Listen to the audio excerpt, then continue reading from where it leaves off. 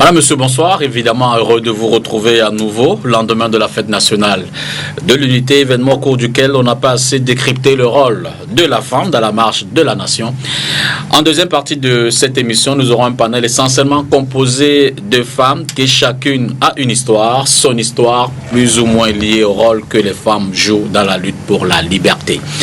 Unité nationale, le rôle des femmes, je l'ai dit, ce sera en deuxième partie de l'émission avec des panélistes bien connus, Henriette Tekoué, journaliste et combattante des premières heures, qui a été évidemment directeur de publication, Maître Alice Comme, avocate également combattante dans la lutte pour plus de liberté depuis la nuit des temps, Bergeline Domou du CPP, Pedmi Chatou Tita, Mother of the Nation, c'est également une organisation qui évidemment se donne à la lutte pour plus de liberté.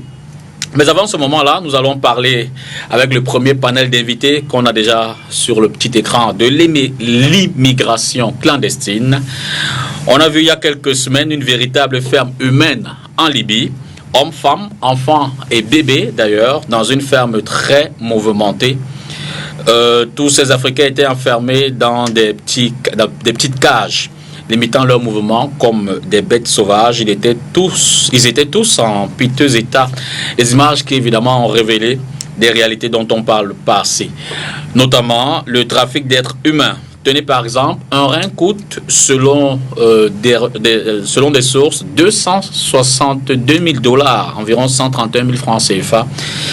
Le coût du cœur, 119 000 $, 60 millions de francs CFA environ, et celui du foie, 157 000 $, 79 millions de francs CFA. Comprendre les raisons d'une telle barbarie, ce sera donc l'objet du premier thème. Immigration clandestine, comprendre les raisons, avec pour invité Philippe Nanga. Bonsoir. Bonsoir Philippe. Bonsoir. Salut à tous les téléspectateurs et à toutes les téléspectatrices qui nous regardent en ce moment. Un visage bien connu, Un Monde à Venir, c'est une organisation non gouvernementale évidemment qui se déploie également dans ce secteur-là. Maurice Somo, bonsoir. Bonsoir mon cher Dipita, et merci de m'avoir invité ce soir. Psychosociologue, évidemment, on va essayer de comprendre avec lui les raisons d'un tel phénomène. Docteur Joël Raphaël Ouansi, bonsoir. Bonsoir. Internationaliste, oui. Lui peut-être juriste par ailleurs, peut-être davantage déblayer le côté juridique. Et puis Hervé Tchemeleux, lui il est du Centre de médias africains. C'est une structure du côté de l'Allemagne qui, évidemment, se déploie également dans ce secteur. Bonsoir. Oui, bonsoir. Merci d'être là. Vous êtes de la diaspora, on peut le dire comme ça. On peut le dire comme ça. C'est diaspora. C'est diaspora. Bon, bref. On parle de l'immigration. Derrière la transition, on va donc prendre ce premier thème.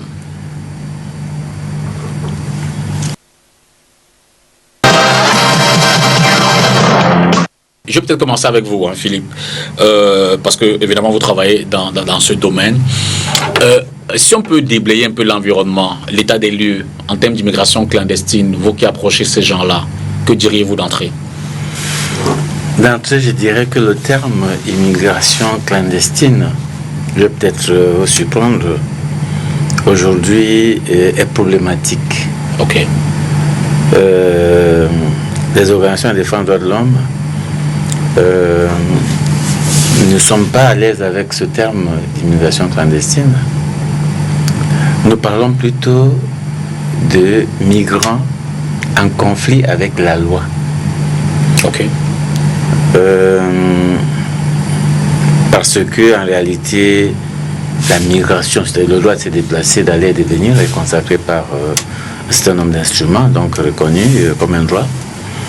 Par conséquent, nous ne sommes pas à l'aise avec le fait qu'un droit soit clandestin. Voilà.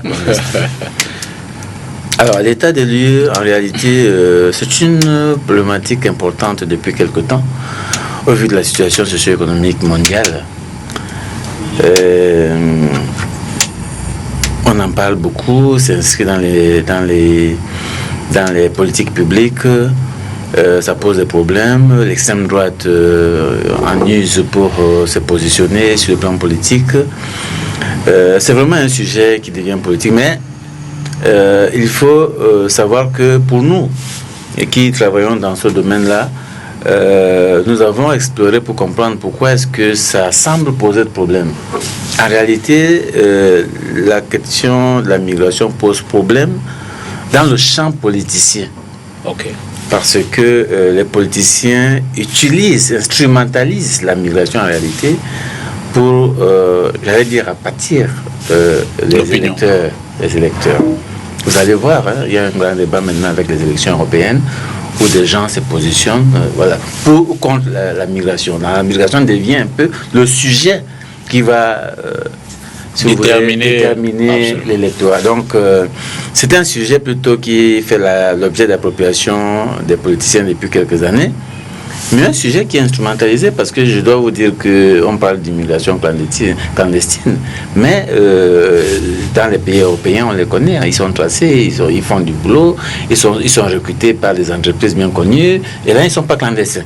Ok. Ils ne sont pas clandestins, et donc, du coup, je vous prendrai un cas qui est proche de nous, c'est la Guinée équatoriale. Oui. Parce qu'un Monde Avenir travaille sur cette question-là, mais essentiellement dans la sous-région, même au niveau international. Mais nous avons installé dans les frontières du Cameroun des observatoires pour voir les mouvements des personnes. Donc nous allons régulièrement aussi à Campo. Vous avez des statistiques? Malheureusement, je ne les ai pas parce que nous travaillons avec depuis quelques années. Et donc les refoulés, nous les avons, chaque fois on les comptabilise, en tout cas les chiffres officiels, nous les avons très souvent. Là, on prépare justement le mois prochain, en juin, on va descendre à Kiossi, à Campo, pour rencontrer les migrants qui sont là-bas. Je vous dis par exemple, à la frontière de Kiossi, il s'est mis en place un réseau des passeurs qui, évidemment, travaillent à faire rentrer des gens qui, à un moment donné, sont utilisés par des entrepreneurs. Et quand le moment arrive de payer cette main-d'œuvre-là, ils sont pourchassés, récupérés et renvoyés aux frontières. Donc, ils sont roulés. Ils sont roulés. Et donc, les mêmes personnes reprennent la même voie pour repartir. Voilà. Et donc, vous voyez qu'il y a un réseau qui se met en place au détriment des personnes dites migrantes irrégulières. Et c'est comme ça qu'ils se font de l'argent sur le dos des personnes migrantes. Voilà un cas bien précis. Tout comme vous pouvez voir, installé à Kiossi, n'est-ce pas, dans les deux côtés, c'est-à-dire du côté Cameroun comme du côté de la Guinée équatoriale, tous les Camerounais qui doivent aller là-bas, les Guinéens qui doivent entrer, doivent payer de l'argent. C'est 2000 francs pour entrer au Cameroun, systématique, qu'ils payent. Ça va dans aucune caisse, c'est pas connu officiellement, mais ils payent cette somme d'argent-là pour entrer, ils laissent leurs pièces d'identité, ils vont faire leurs courses et au retour, ils reprennent les pièces d'identité et repartent. Vous voulez aller en Guinée, vous faites pareil. Vous payez 2000 francs, vous laissez votre pièce d'identité, vous allez faire les courses et vous revenez, vous récupérez votre pièce d'identité. Vous voyez un peu que finalement la question de la migration clandestine se pose en réalité comme est-ce que c'est vraiment un problème ou alors c'est plutôt instrumentalisé, n'est-ce pas, utilisé sur le plan politique. Qu'en dit le juriste? Il faut penser que les États ont d'abord des droits internes. Ces droits internes ne traduisent tout ce que les États recherchent en matière de circulation des personnes. Il s'agit de la problématique de la circulation des personnes. Quel est le droit qui régit la circulation des personnes sur le plan universel, sur le plan régional et sur le plan, du moins, interne? Je vais arriver. Pour dire ceci, que l'immigration est un fait social, d'abord. À quel moment les problèmes, le phénomène de la migration commence à constituer une préoccupation pour les États? Il faut revenir à la crise économique de 1986 et la fin de la guerre froide. Après la guerre froide, des nouveaux pôles se sont constitués. Des nouveaux pôles qui étaient des nouveaux pôles économiques. Le Nord étant très riche et le Sud suffisamment pauvre. Et la seconde étape a été la montée ou bien l'émergence du numérique. Le numérique a présenté au monde du Sud le monde oriental, le monde occidental, je vous en prie. Et ce monde occidental a été présenté sous une image qui a séduit et qui continue de séduire notre jeunesse. N'oublions pas que la force de travail se trouve en Afrique, puisque l'Afrique regorge de plus de 70% de jeunes. Alors, j'ai parlé de la fin de la guerre froide, j'ai parlé du numérique, j'ai parlé de la crise économique de 1986 plus particulièrement. Donc il va tracer une nouvelle géopolitique de la migration. De même, vous voyez des désespérados qui veulent traverser le Mexique et rentrer aux États-Unis. De même, vous voyez des Africains qui traversent la Méditerranée pour vouloir rentrer en Europe. Alors, il y a d'autres phénomènes qui sont rentrés en jeu dans les relations internationales, qui ont activé le phénomène, qui ont renforcé le phénomène d'immigration du sud vers le nord. Sont les guerres et notamment le terrorisme. Le terrorisme a joué un rôle néfaste dans les déplacements des populations. Constatez avec moi aujourd'hui que toute la bande sahélienne est soumise à une guerre des djihadistes, à une pression des djihadistes. Donc, j'ai ici essayé d'établir rapidement les causes de ce phénomène migratoire. Bon, maintenant, comment les États ont réagi en termes de droit? C'est là que le problème se pose. Les États ont réagi en termes de droit, c'est que les frontières se sont fermées. Radicalisation. Même si la radicalisation ne dit pas son nom dans certains États démocratiques, c'est une forme de radicalisation. Les Camerounais rentraient sans visa en Allemagne. En France, dans les années 70, la traversée était facile. Envoyer un enfant étudier en France, c'était la chose la plus banale. J'ai pris le cas du Cameroun. Et puis, entre nous, Africains, il y avait l'OCAM, Organisation Commune Africaine et Malgache, qui faisait que les francophones voyageaient dans les pays africains sans problème. Donc, même le Cameroun a imposé le visa à certains pays qui étaient des pays amis comme la Côte d'Ivoire. Entre Côte d'Ivoire et Cameroun, il y a des visas. Donc, les États ont établi des visas. Et les politiques, les directives européennes se sont renforcées en déterminant qui pouvait rentrer dans l'espace Schengen et qui ne pouvait pas rentrer. Certains États même ont menacé de sortir de l'espace Schengen si les politiques migratoires n'étaient pas suffisamment éclaircies. On est arrivé même à la politique de quotas. Tout ça, c'est le droit qui a préparé tout ça. Ce sont des réponses de droit au phénomène migratoire. Bon, je vais laisser... Absolument, je vais interroger vraiment celui qui a... J'ai fait du screenshot pour dire l'image de la société. Je veux dire que on met ce phénomène davantage comme étant un phénomène de paupérisation, c'est-à-dire que des populations pauvres qui veulent aller dans l'Eldorado, avoir une meilleure vie. Mais quand on regarde quand même les fonds que ceux qui se lancent mobilisent pour partir, comment les familles se déploient pour faire partir un enfant, on s'interroge sur la pertinence même de cette pauvreté, je veux dire, illusoire. Pour rebondir directement à cette observation que tu fais, en réalité, on peut mobiliser 10 millions pour faire partir un membre de la famille. L'idée qu'il y a en arrière-plan, c'est que il suffira de renvoyer 2-3 voitures, un conteneur et puis amortissement tout est amorti. Du coup, par rapport à l'investissement qui est fait, cela ne représente absolument rien. Vous comprenez pourquoi des gens sont prêts à vendre tout ce qu'ils sont.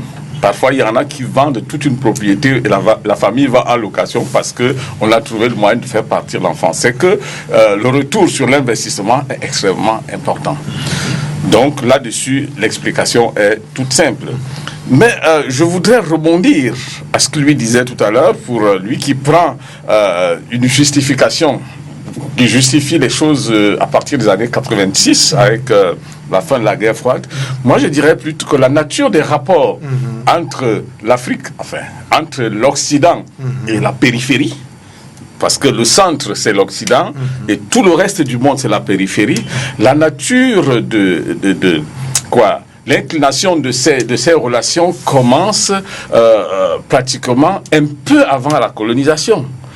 Parce que lorsque les premiers blancs explorateur arrive chez nous et avec la découverte de l'autre, il y a l'instinct de domination automatique qui naît avec un rapport par lequel ils leur disent le centre c'est là-bas et si vous êtes à la périphérie. Donc il y a une forme de domination psychologique par laquelle ici où on se trouve, on a l'impression qu'on est à la périphérie du monde. Et tant qu'on n'est pas arrivé au centre du monde, en fait, on n'existe pas.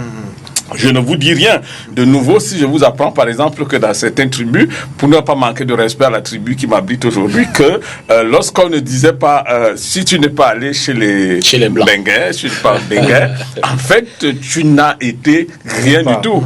Donc du coup au nom de cette image, au nom de cette conception de la structuration du monde, il y a donc sur le plan psychologique l'idée que il faut absolument partir en Europe. Ajoutez à cela ce qu'on évoquait en début tout à l'heure, c'est l'impact économique. Naturellement, on a vu à un certain moment donné que tous qui sont partis, vous avez fait bien de le dire qu'à un moment donné, c'était extrêmement facile d'aller en France et tout cela. Ceux qui sont partis dans ces conditions extrêmement faciles et qui ont trouvé du boulot extrêmement facilement, qui ont trouvé des créneaux, qui ont ouvert des créneaux, ont beaucoup investi dans le pays. Ils sont revenus, il y en a qui ont fait de belles maisons, il y en a qui ont apporté des voitures, qui ont fait tout cela. Tout cela a concouru automatiquement à démontrer que, en réalité, le bien, c'est de l'autre côté. Ça, c'est le deuxième élément. Le troisième élément s'appuie, en fait, sur le fait que la notion de migration, migrer. Après, ailleurs, en géographie ou dans d'autres domaines, on parle de transhumance, on parle utilisons le concept que nous voulons, mais lorsqu'un être humain part d'un point A à un point B, pour s'implanter, cela veut dire concrètement qu'au niveau du point A, soit il a totalement fini d'exploiter ce qui pouvait lui être utile, soit il ne trouve plus les conditions idéales pour sa survie, pour son existence. On le voit d'ailleurs très facilement chez les Pygmées. Les Pygmées, n'est-ce pas, dans leur forme de migration, appelons ça comme ça, de nomadisme, ils partent d'un point où, lorsque peut-être un de leurs est décédé, ils pensent que le coin est maudit, ils quittent. Absolument. À un moment donné, des Africains, surtout les jeunes, commencent par admettre l'idée que l'Afrique est maudite. C'est-à-dire que le misérabilisme, je veux qu'on distingue bien le misérabilisme et la misérabilité. Le misérabilisme qui est un état d'esprit qui habite la jeunesse africaine et la misérabilité qui est un fait que les Africains, mais parlons plutôt du misérabilisme qui a envahi la mentalité et la conscience des jeunes Africains, ont fini par leur faire comprendre que l'Afrique était maudite. Et donc, il fallait forcément vers la terre promise. C'est des faits. On ne peut pas aller contre ces faits. Ça va toujours se passer comme ça. Hervé, oui. Alors vous êtes de l'autre côté de la rive. Je vais le dire comme ça. C'est-à-dire que tous les spécialistes ici nous ont expliqué les raisons plus ou moins pour lesquelles on se déploie. Mais vous accueillez, je présume, ou alors vous êtes en contact avec ceux qui arrivent, dans le cadre du centre de médias africains. Comment se présente la problématique là-bas? Je veux dire, déjà, comment vous vous déployez, quelles sont vos actions, mais ceux qui arrivent, leur intégration, pas forcément sur le plan juridique, mais je veux dire, leur intégration, voilà, sur le plan social, sur le terrain sur lequel ils arrivent. Comment vous les accueillez? Qu'est-ce qu'ils vous racontent? Comment ils sont insérés? Comment font-ils pour obtenir des papiers et puis poursuivre la vie pour ceux qui peuvent?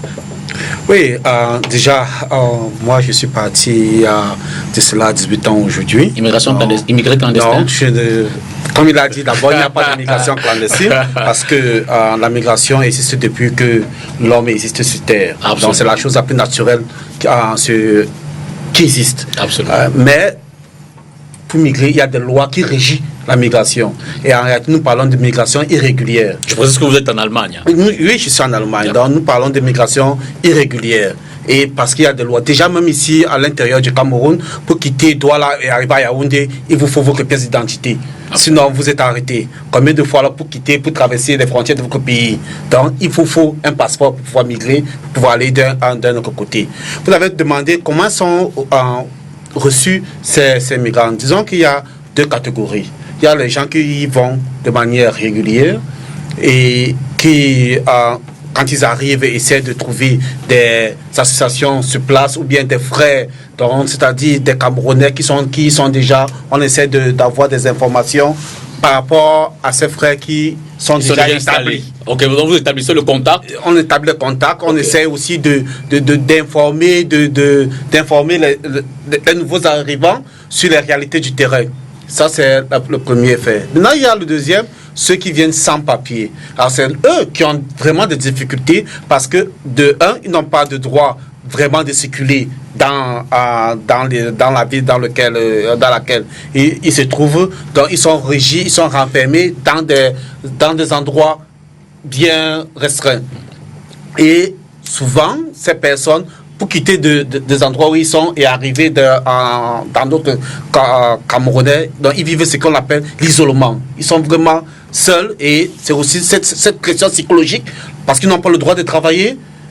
Et ils passent toute la journée à la maison à ne rien faire. Et il y a cette pression qui amène certains même à déprimer et avoir des maladies de folie et autres. Donc, ce qui n'est pas vraiment... C'est-à-dire qu'ils regardent l'investissement, ils regardent le poids qu'ils laissent derrière et ils regardent l'avenir, se disent peut-être qu'ils ont raté. Voilà. Et puis, il faut aussi dire que ces gens qui arrivent de manière irrégulière, ce sont des gens qui ont perdu assez de temps en route, qui ont vécu un traumatisme. Ceux que vous avez rencontrés, et vous dites qu'ils arrivent comment? Non, ceux que j'ai rencontrés, beaucoup sont passés par la Libye. Okay. Ils sont arrivés en Libye, ils ont traversé la Méditerranée et après, certains ont grimpé par l'Espagne, à la frontière entre l'Espagne et le Maroc. C'est à Mélida, voilà. Donc, ceux qui arrivent, après avoir perdu 2-3 ans en route pour arriver, ils arrivent, ils n'ont absolument rien à faire, ils ne savent pas comment vivre et il y a cette pression des parents qui sont restés, qui attendent le retour à l'investissement. Donc, c'est la raison pour laquelle nous travaillons à demander, nous travaillons sur 2 points. Nous travaillons avec notre projet à demander à nos frères de ne pas migrer de manière irrégulière, de mieux se préparer, parce que c'est 2 ans, 3 ans, certains perdent même leur vie. J'ai eu à rencontrer quelqu'un qui a eu à enterrer son enfant au désert. Donc, ce qui fait que c'est vraiment très choquant, très éprouvant. Donc, nous travaillons sur ce point. Quand je viens ici, c'est pour pouvoir parler avec les jeunes frères. Vous les rencontrez déjà ici au départ? Non. Maintenant, à l'heure actuelle où je suis au Cameroun, nous avons un projet qui s'appelle Mola Loukayambak. Nous allons vers des jeunes où on les explique que la migration irrégulière est une migration où on a de fortes chances de perdre sa vie. Okay. Et qu'il vaut mieux se préparer pour pouvoir prendre des voies légales. Et ça, c'est un point. Et justement, d'un autre côté, nous essayons de mettre la pression dans les États parce qu'il ne suffit pas de dire à voyager de manière légale. Il faut aussi pouvoir permettre qu'il y ait ces voies légales. Donc, nous essayons de faire la pression sur des États en leur demandant d'ouvrir les portes de manière pour que les gens puissent voyager de manière légale. Sinon, il y aura toujours de morts en Méditerranée. Alors, Philippe, est-ce que vous menez des actions de sensibilisation? Je veux dire, si oui, quand vous rencontrez ces jeunes, je vois un peu qu'on m'explique leur détermination. Ça vient d'où? Ça vient de quoi? Ça vient de... Je veux dire, vous discutez avec eux et qu'est-ce qu'eux ils vous disent en retour? Ça vient de la situation qu'ils vivent. Vous êtes journaliste, je sais que vous travaillez beaucoup avec le public. Donc, si vous faites une enquête, vous allez voir des gens qui sont en souffrance. Moi, j'ai rencontré au Mali, à Bamako, il y a une association à Rassem, l'association des refoulés d'Afrique centrale, qui existe et c'est même géré par un Camerounais. Donc, ils ont un foyer. Tous ceux qui prennent justement la route à Agadez, tout ça, par le Niger, la Mauritanie et tout, quand ils échouent, ils se battent pour rentrer, donc ils reviennent à Bamako et ils ont créé un foyer pour accueillir ces refoulés-là. J'ai rencontré effectivement des Camerounais qui sont là-bas. On avait d'ailleurs fait des vidéos où ils vous disent que non, eux, ils ne vont jamais rentrer au Cameroun, c'est-à-dire que... Ils sont déjà insérés. Ils vous racontent, ils vous racontent les souffrances. Ok, qu'ils ont laissé derrière. Qu'ils ont eu... sur place, au désert, sur le chemin. Mais ils vous disent qu'ils vont quand même repartir là-bas. Parce qu'ici, ils ont perdu tout espoir.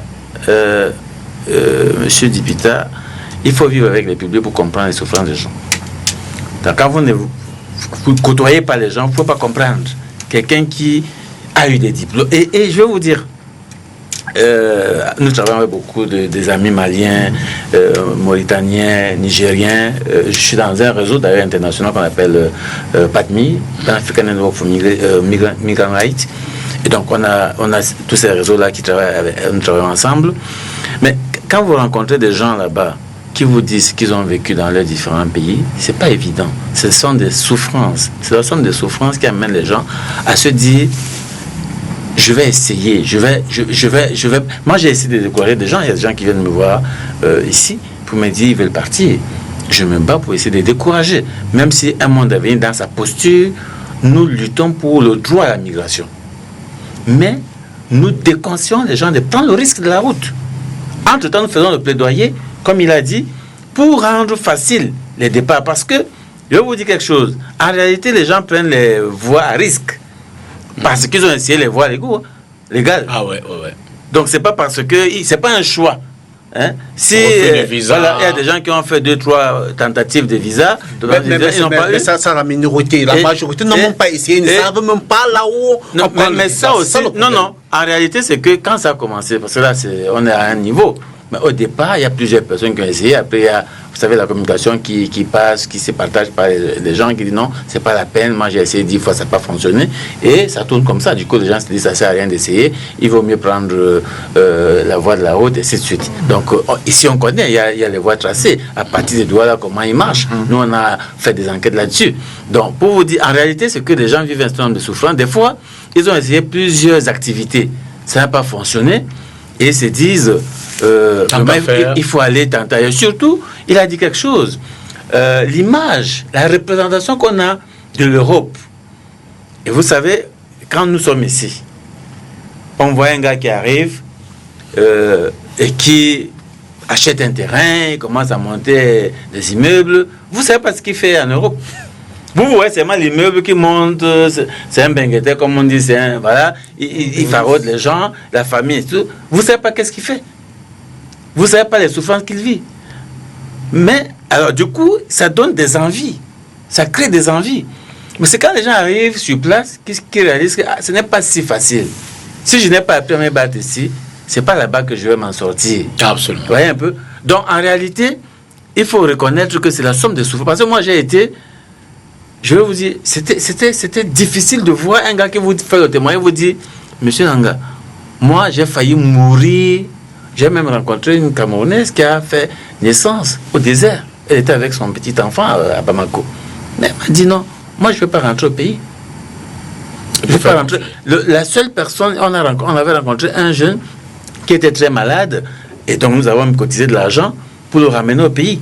Mais les autres nous ont dit non, nous on va retenter encore pour elle, parce qu'au Cameroun on a tout essayé, on a perdu tout, c'est difficile, c'est pas possible, ainsi de suite. Donc en réalité, je crois qu'il y a un problème social qui mérite d'être exploré, parce que dès que moi je peux garantir qu'il y a des opportunités dans notre pays, mais sauf que ces opportunités souvent ne sont pas connues, sont aussi objet d'un petit groupe de personnes, et du coup la grande majorité sont dans des souffrances énormes qui les poussent à prendre des risques importants, parce que quand on vous dit qu'on a pris la route pour aller en Europe, on vous raconte seulement, mais en réalité, c'est terrible, terrifiant de prendre la route pour aller vers l'Europe. Absolument. Oui, je voudrais intervenir pour dire qu'il y aura toujours des migrations. L'histoire de l'humanité est marquée par des migrations. Un célèbre migrant dans l'histoire de l'humanité, c'est Jésus-Christ lui-même. Même Mohamed, le prophète, était un migrant. Il est parti d'un point à un autre. Il y aura toujours des migrations. Mais il faut savoir et comprendre quelles sont les causes des migrations. Il y a, M. Nanga vient de dire, pourquoi quelqu'un peut-il braver autant d'obstacles, autant de pesanteurs, autant de dangers, autant de risques? C'est simple. C'est dû au fait que les politiques structurelles des États africains, depuis les années 80, depuis que la crise a frappé les États africains, les politiques structurelles n'ont pas donné de réponse réelle aux populations, notamment aux jeunes. Nous sommes restés dans les économies de traite. on continuera de vendre notre cacao et notre café. Ça ne produit pas de plus-value, ça ne produit pas d'emploi. Les pays qui ont essayé de s'industrialiser ont maintenu leur population en place, notamment la Chine et certains pays comme l'Indonésie, la Malaisie et reste. Les Malaisiens ne quittent pas leur pays, ils iront où? Ils ont tout là puisqu'ils sont passés au stade de l'industrie.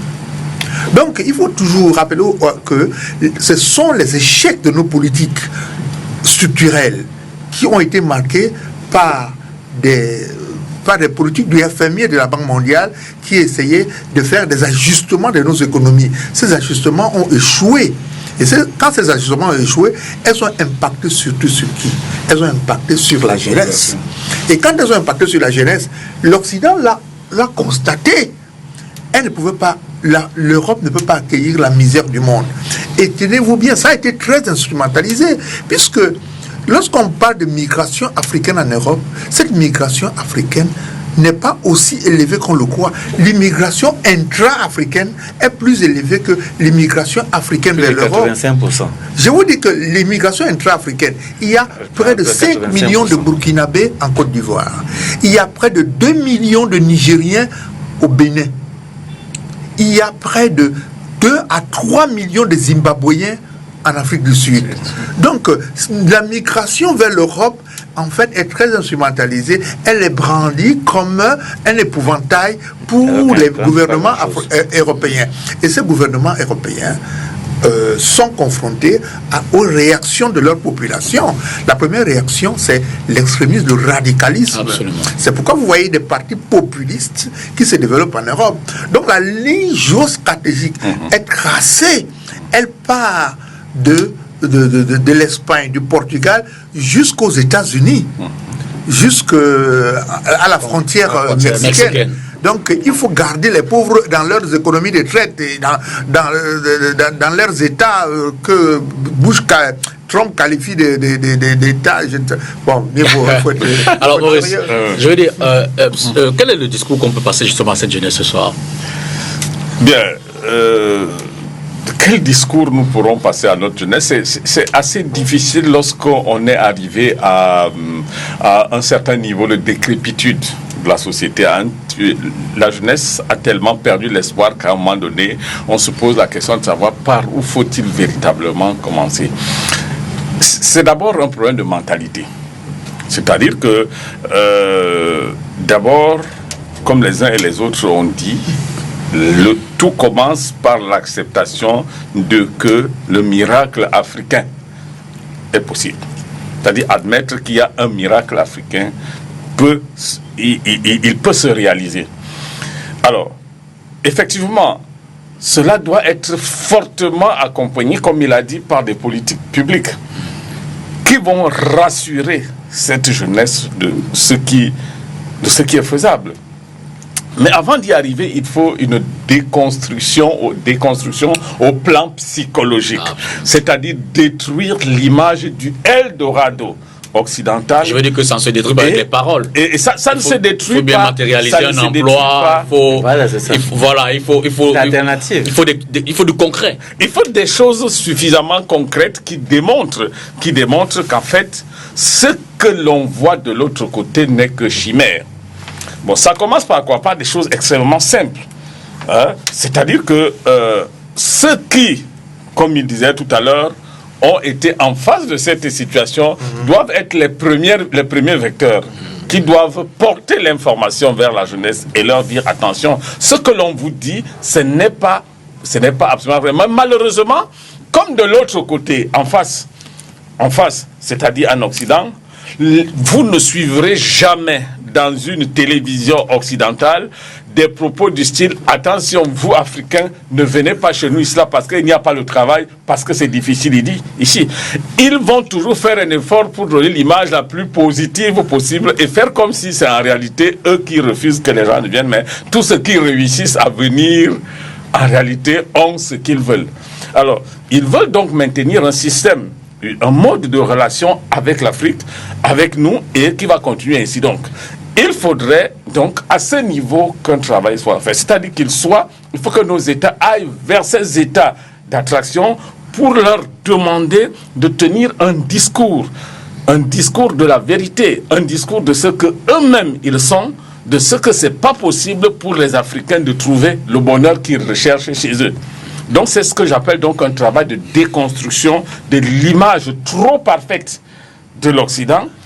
Et maintenant, ensuite, tout cela doit se faire, n'est-ce pas, avec un ensemble de mesures d'accompagnement au plan local, c'est-à-dire que des jeunes, dans une forme de prise en charge réelle des initiatives de la jeunesse à tous les niveaux. Je vais vous dire, moi je suis fonctionnaire de la République du Cameroun. Je suis enseignant, je gagne bien ma vie. J'ai un salaire qui va avoisiner les 500 000 francs. Logiquement, je me sens bien. Je me sens bien chez moi, au Cameroun. Mais attention, quand je dis à un ami qui vient de la France, je lui dis j'ai un salaire de 500 000 francs, il convertit tout de suite en euros. C'est-à-dire que lorsqu'il a moins de 1000 euros, il dit oh là là, mais tu vis en dessous tu es en deçà du seuil de pauvreté. Vous voyez, ce type de discours a fait qu'aujourd'hui on trouve des enseignants qui ont mes qualifications, mais qui préfèrent s'expatrier. Ils sont au Canada. Ils sont... Alors, vous comprenez que finalement le problème n'est pas un problème économique, c'est une question de mentalité. On a l'impression que ce qu'on touche au Cameroun, quel que soit ce qu'il est, ne sera jamais égal à un seul euro qui vient de l'autre côté. La preuve, quelqu'un va dire je préfère que je vais te donner 100 000 francs, il dit donne-les-moi en euros. Un peu comme si en euros ça avait un peu plus de valeur que du franc CFA à valeur égale. Donc, pour me résumer, monsieur Dipita, il y a donc d'abord au niveau de l'Occident, l'Occident doit projeter une autre image à l'Afrique. Il faut que les Africains, à travers les États, fassent un travail de déconstruction du mode de relation qu'il y a. Et quelque part aussi, il faut que nous, Africains, arrangeons chez nous. Et puis on ne partira pas. Je voudrais rebondir là parce que dire que demander à l'Occident de projeter une autre image de soi, c'est demander à quelqu'un de dire que je suis laid alors que je suis peut-être beau ou bien belle. Donc c'est difficile. Ouais. C'est difficile. Mais ce qui est sûr est qu'il y a un problème de mentalité. Ce n'est pas tout ce que parce que ici actuel, c'est que tout ce qui vient d'ailleurs, tout ce qui vient surtout de l'Europe est bien. Alors c'est là où il faudrait. Là où je partage votre avis et là où il faudrait travailler. Mais je pense que il y a des possibilités de réussir en Europe. Et je suis certain que personne ici n'est contre que quelqu'un puisse aller réussir en Europe. Mais le problème, le problème véritable, ce sont les voies qui sont prises pour y arriver.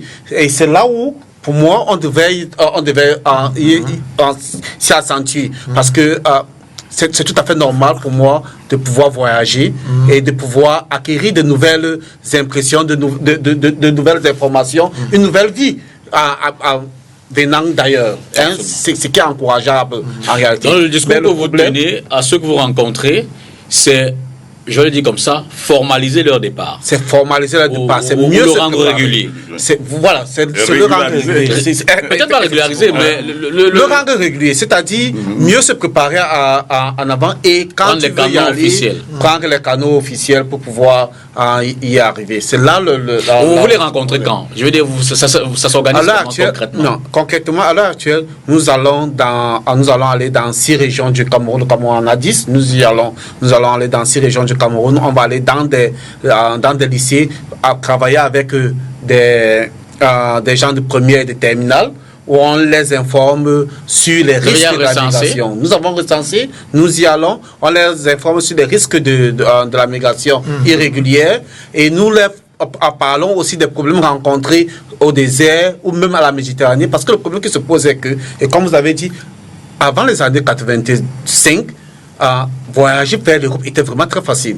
Et les retombées de ces personnes qui ont voyagé avant, ce n'est que maintenant que ces retombées sortent. C'est-à-dire, j'y vais, je fais 5, 10 ans et je reviens maintenant avec beaucoup d'argent. Mais le problème est que maintenant, pour y aller, ça devient de plus en plus difficile.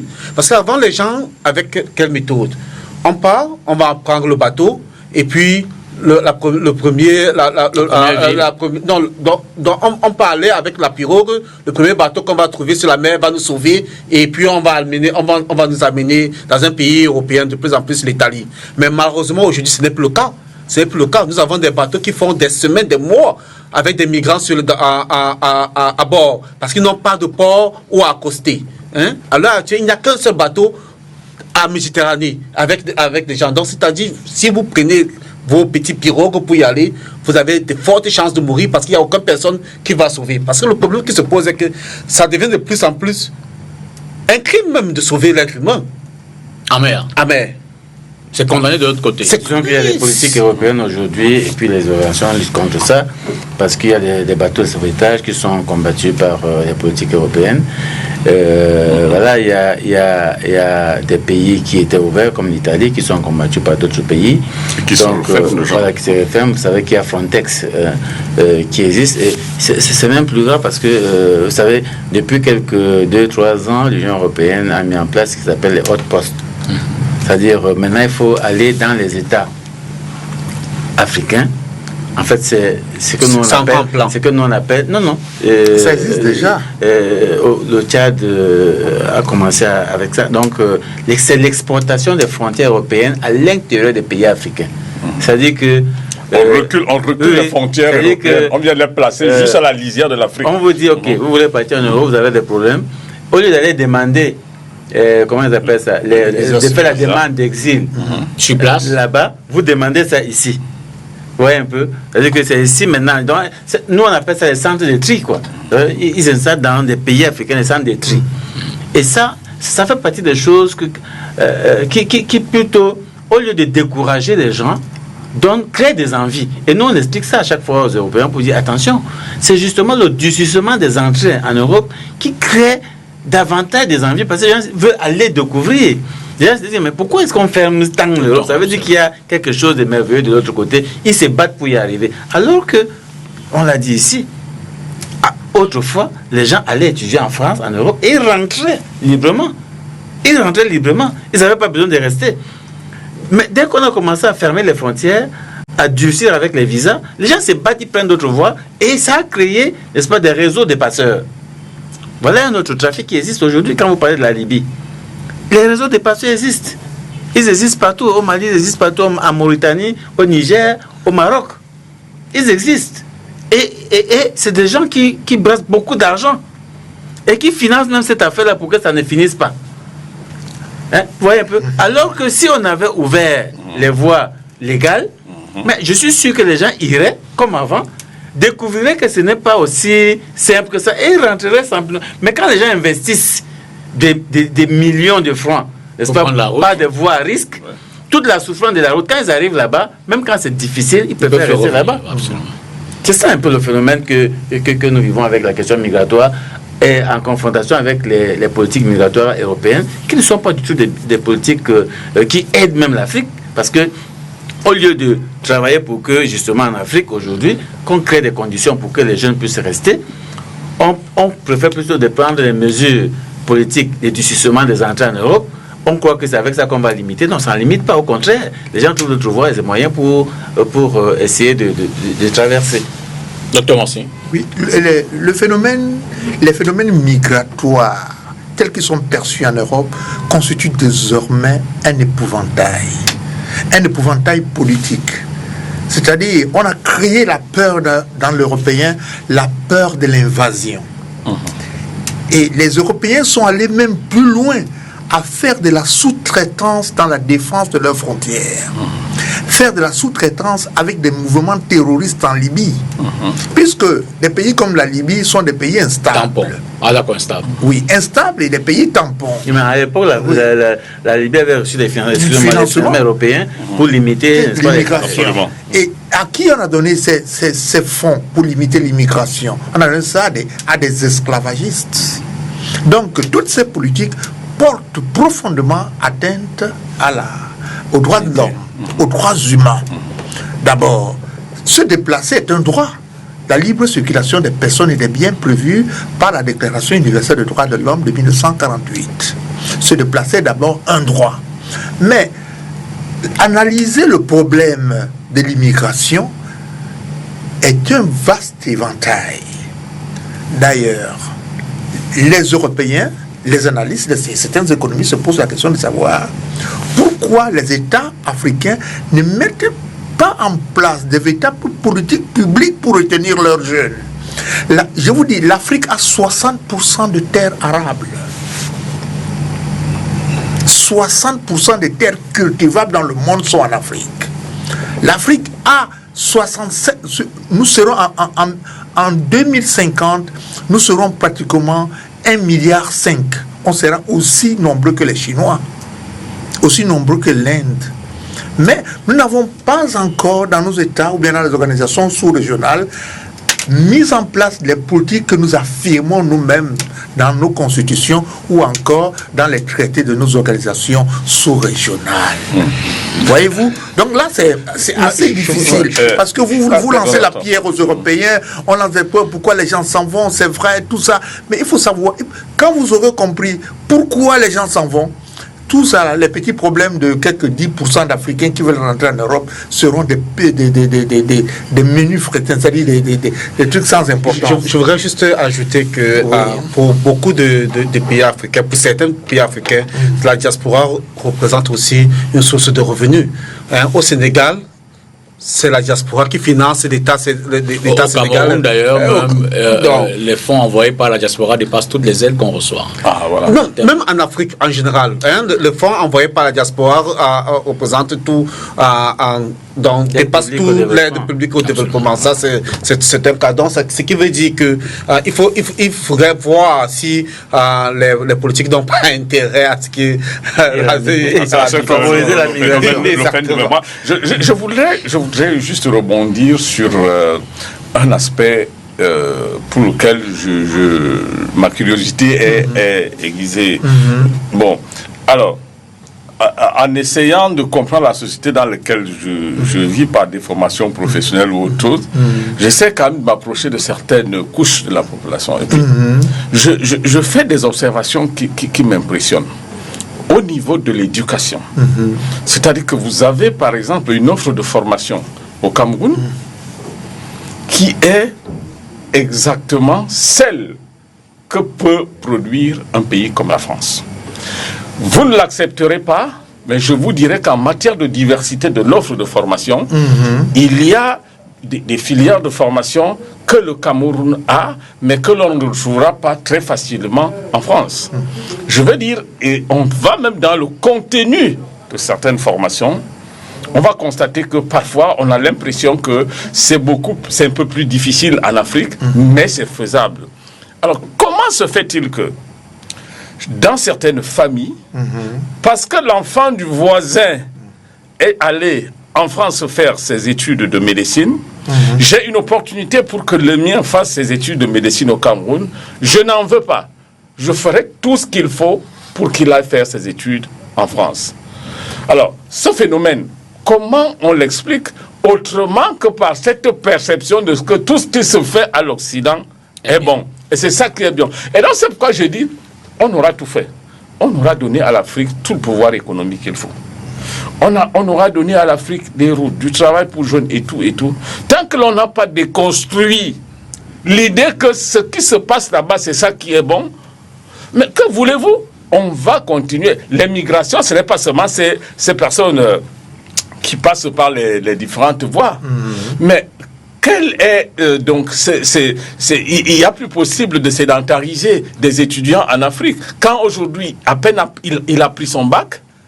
Il veut déjà s'en aller, mais pourquoi il veut s'en aller alors qu'il a la possibilité de se former bien chez lui au Cameroun? Alors, donc ça veut dire que c'est une question de le dernier tour de table sur ce premier thème. Avant d'introduire le deuxième, il reste moins d'une dizaine de minutes. On fait le dernier tour de table et puis on va introduire le deuxième thème. Prof. Oui, moi je pense que il y a aussi l'exploitation abusive de nos biens, de nos ressources, qui ont appauvri des populations qui se retournent désormais vers l'Europe. Je prends par exemple l'exploitation des ressources halieutiques par des grands bateaux occidentaux Oui. Sur les côtes de l'Afrique de l'Ouest, l'exploitation de nos forêts, l'exploitation de nos mines. Je vous dis qu'en plus de ça, il y a le réchauffement climatique. Tous ces éléments contribuent à l'immigration des peuples vers le nord.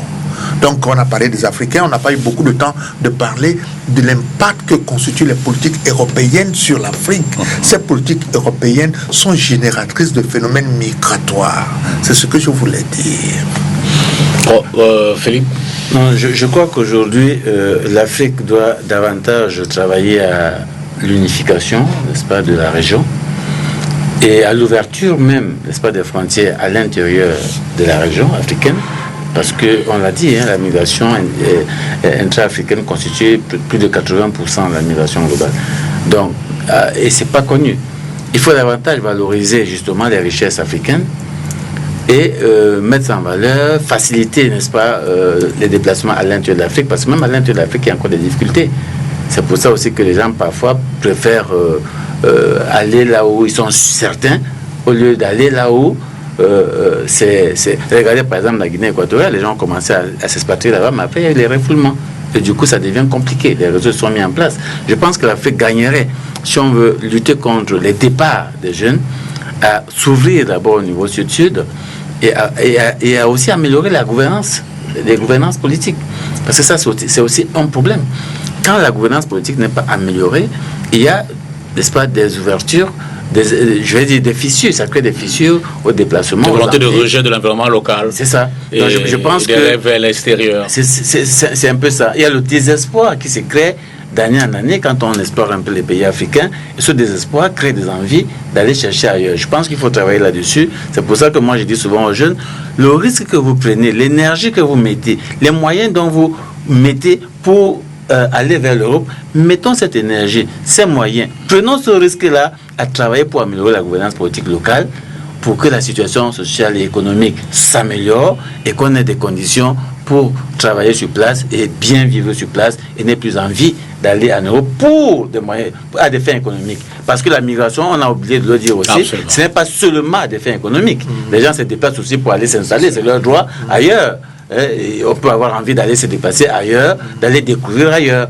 Mais au moins, on aura réduit la migration à des fins économiques. Alors, Eric, on va prendre le dernier mot également de Hervé. Mais si on peut déjà commencer à faire entrer le deuxième panel, les dames avec qui on va l'écouter sur la dernière heure de cette émission. Ce serait peut-être bien, progressivement, pour qu'on gagne en temps. Merci Eric. Voilà, ça va se faire progressivement. Alors Hervé, votre fin mot sur la question. Oui, je voudrais dire que le problème de la migration... Là, on va faire comment? Direct alors. On va les voir entrer dans le plateau. Voilà. Allez-y, excusez-moi. Oui. Je voudrais dire que dans toute notre tournée, nous avons remarqué qu'il y a deux raisons pour lesquelles les gens essaient à tout prix de prendre la route, des routes non légales, les voies à risque pour aller en Europe, ou bien même aussi dans les pays d'Asie, parce qu'on pense toujours que ce n'est que pour aller en Europe. C'est que la première, c'est le désespoir, c'est le manque d'espoir, on en a parlé ici. Le deuxième, la deuxième raison, c'est un manque d'information qui existe. Et ce manque d'information, nous le travaillons avec un partenaire pour pouvoir informer les jeunes, pas seulement les jeunes. Nous travaillons avec le partenaire qui s'appelle l'Association des rapatriés et de lutte contre l'immigration clandestine, AREC. Ce partenaire avec qui nous allons dans les lycées distribuer des journaux Mola et puis parler de ces risques sur la migration. Donc, à partir de... Déjà aujourd'hui, le matin, nous étions à Bafia. Et ce soir, nous sommes ici parce qu'il n'y a pas que des lycéens qui se déplacent, étant donné qu'il faut joindre le plus grand nombre de personnes pour pouvoir les informer sur... Vous avez donné combien de temps pour tout ça? Nous sommes donnés... nous savons... Le projet va jusqu'à la fin de cette année. Le projet est financé par l'État allemand et va jusqu'à la fin de cette année. Et vous serez donc au Cameroun pendant toute cette période-là? Non, moi je viens juste implémenter le projet et comme j'ai dit, je travaille avec des partenaires et je suis vraiment fier de travailler avec cette association qui regorge des gens qui ont vraiment vécu ces mots qui ont vraiment vécu ce risque, parce que ce sont les personnes les mieux adaptées de parler de problèmes de la migration irrégulière. Merci beaucoup, Hervé Tchemele. Merci à Philippe Nanga, merci au docteur Joël-Raphaël Wansi et merci à Maurice Somo, évidemment, qui était là pour cette première partie de l'émission. On va évidemment vous suivre, Hervé. on va vous suivre dans votre déploiement et évidemment on va essayer de voir ce que vous faites tout au long de ce moment. Merci beaucoup et à la prochaine. Alors on a pu le voir, le deuxième panel est en train de se mettre en place. Bergeline, voilà, vous allez vous asseoir juste à côté de moi. Rose va rester dans le décor, on dira pourquoi elle est là tout à l'heure. Ben, j'ai la grâce ce soir de recevoir Tata Henriette. Ah, ça fait longtemps. Tellement longtemps. Je suis très heureux vraiment de vous recevoir. Et ma joie est double de savoir qu'en face de vous, il y a Maître Alice Com. Oui. Bonsoir la maman. Bonsoir. Très heureux, je suis un homme comblé ce soir. Bergine, bonsoir. Oui. Comme toi, je suis aussi comblé parce que m'assois à côté de ça. Tita, bonsoir. Good evening, thank you very much. Vous venez de Bamenda directement. Yes. Ça n'a pas besoin de se dire, ça se voit. Alors, on va prendre la deuxième transition et entamer avec le deuxième thème. Ok. Ton émission est courue. Merci. Oh. merci. Alors, le deuxième thème, on a essayé de faire le rapprochement parce que c'est le contexte, c'est l'environnement, c'est l'heure, l'unité nationale, mais on va davantage interroger le rôle des femmes dans la marche de notre pays, de la nation, depuis peut-être les années 60. Je vais leur donner la parole, elles vont aller le plus loin possible.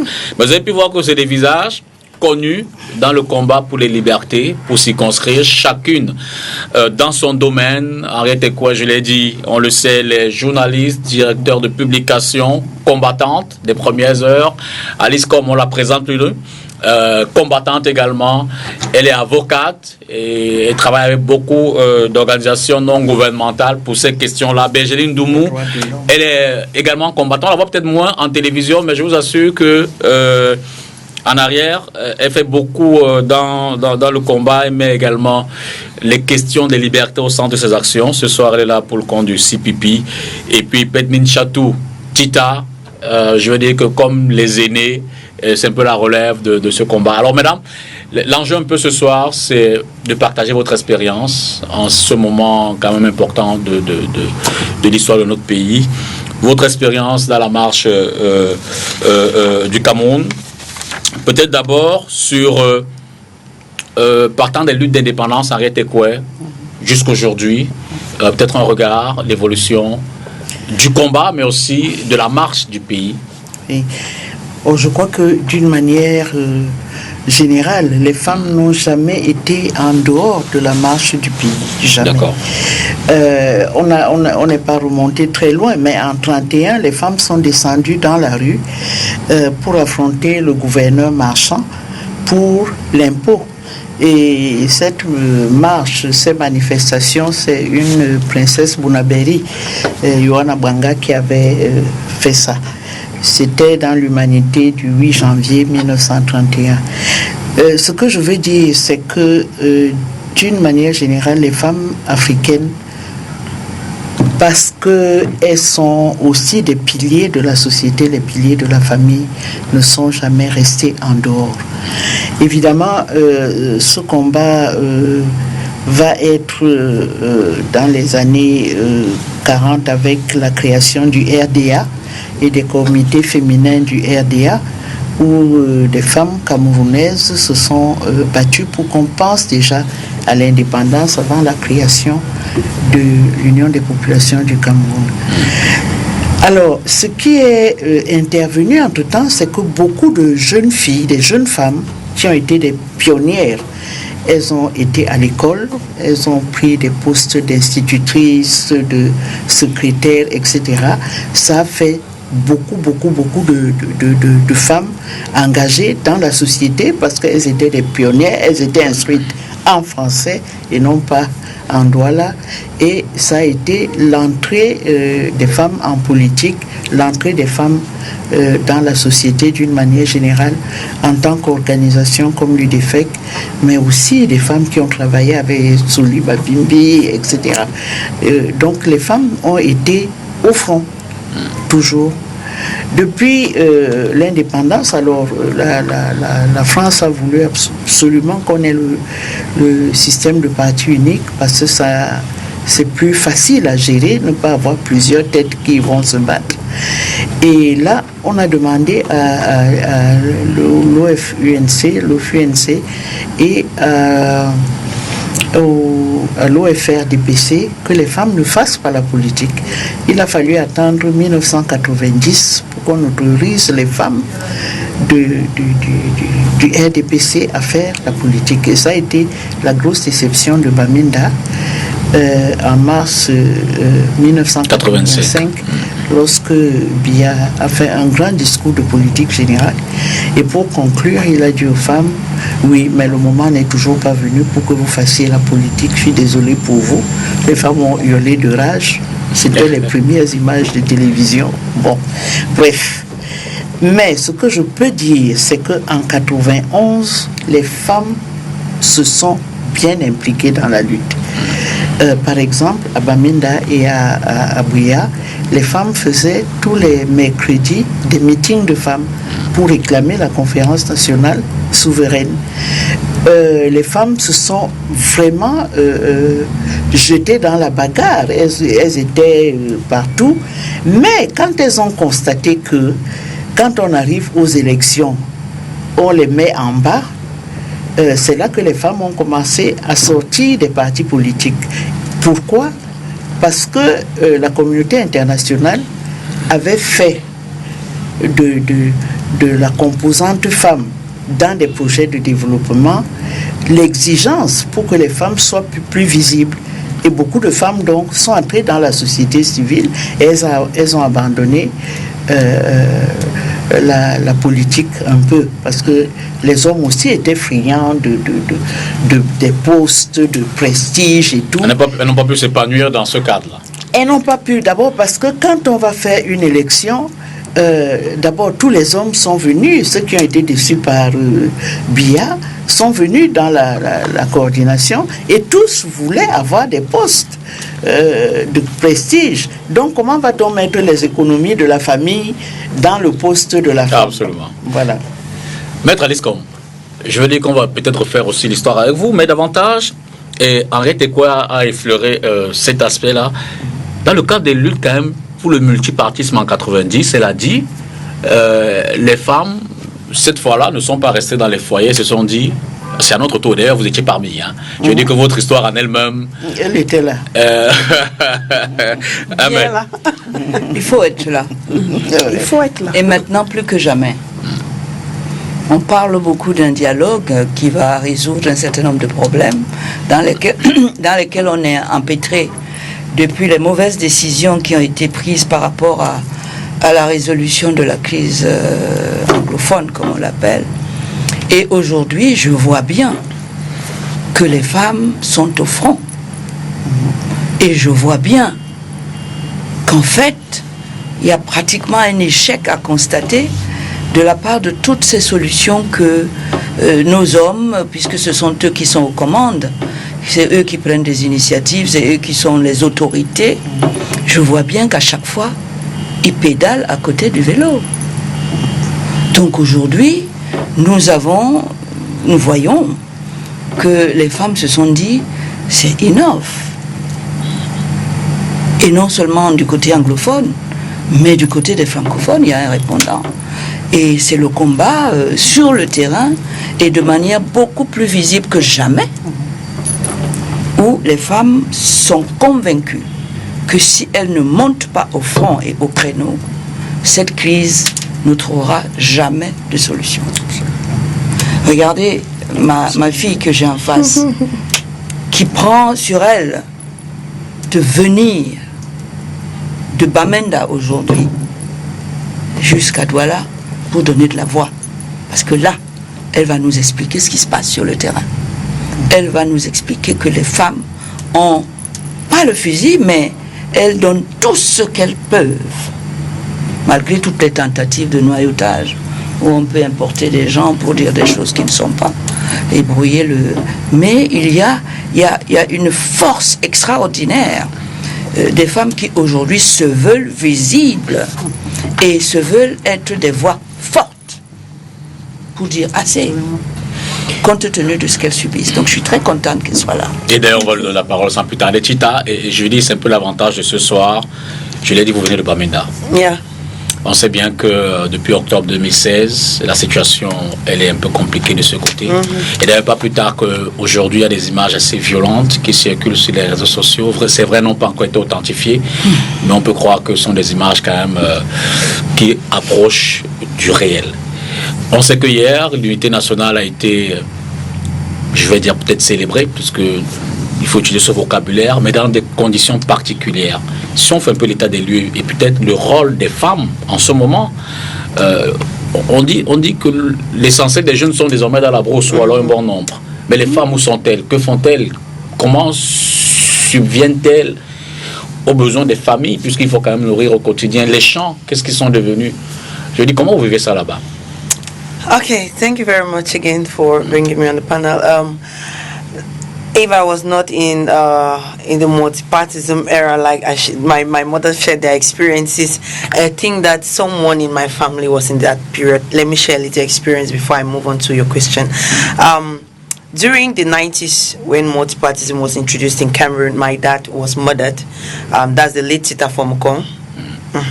And my mother suffered what most women are going through today in the Northwest region.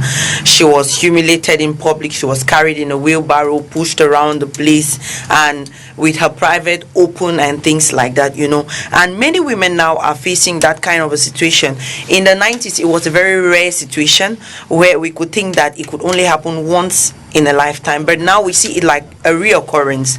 And I want to think that these women have not folded their arms.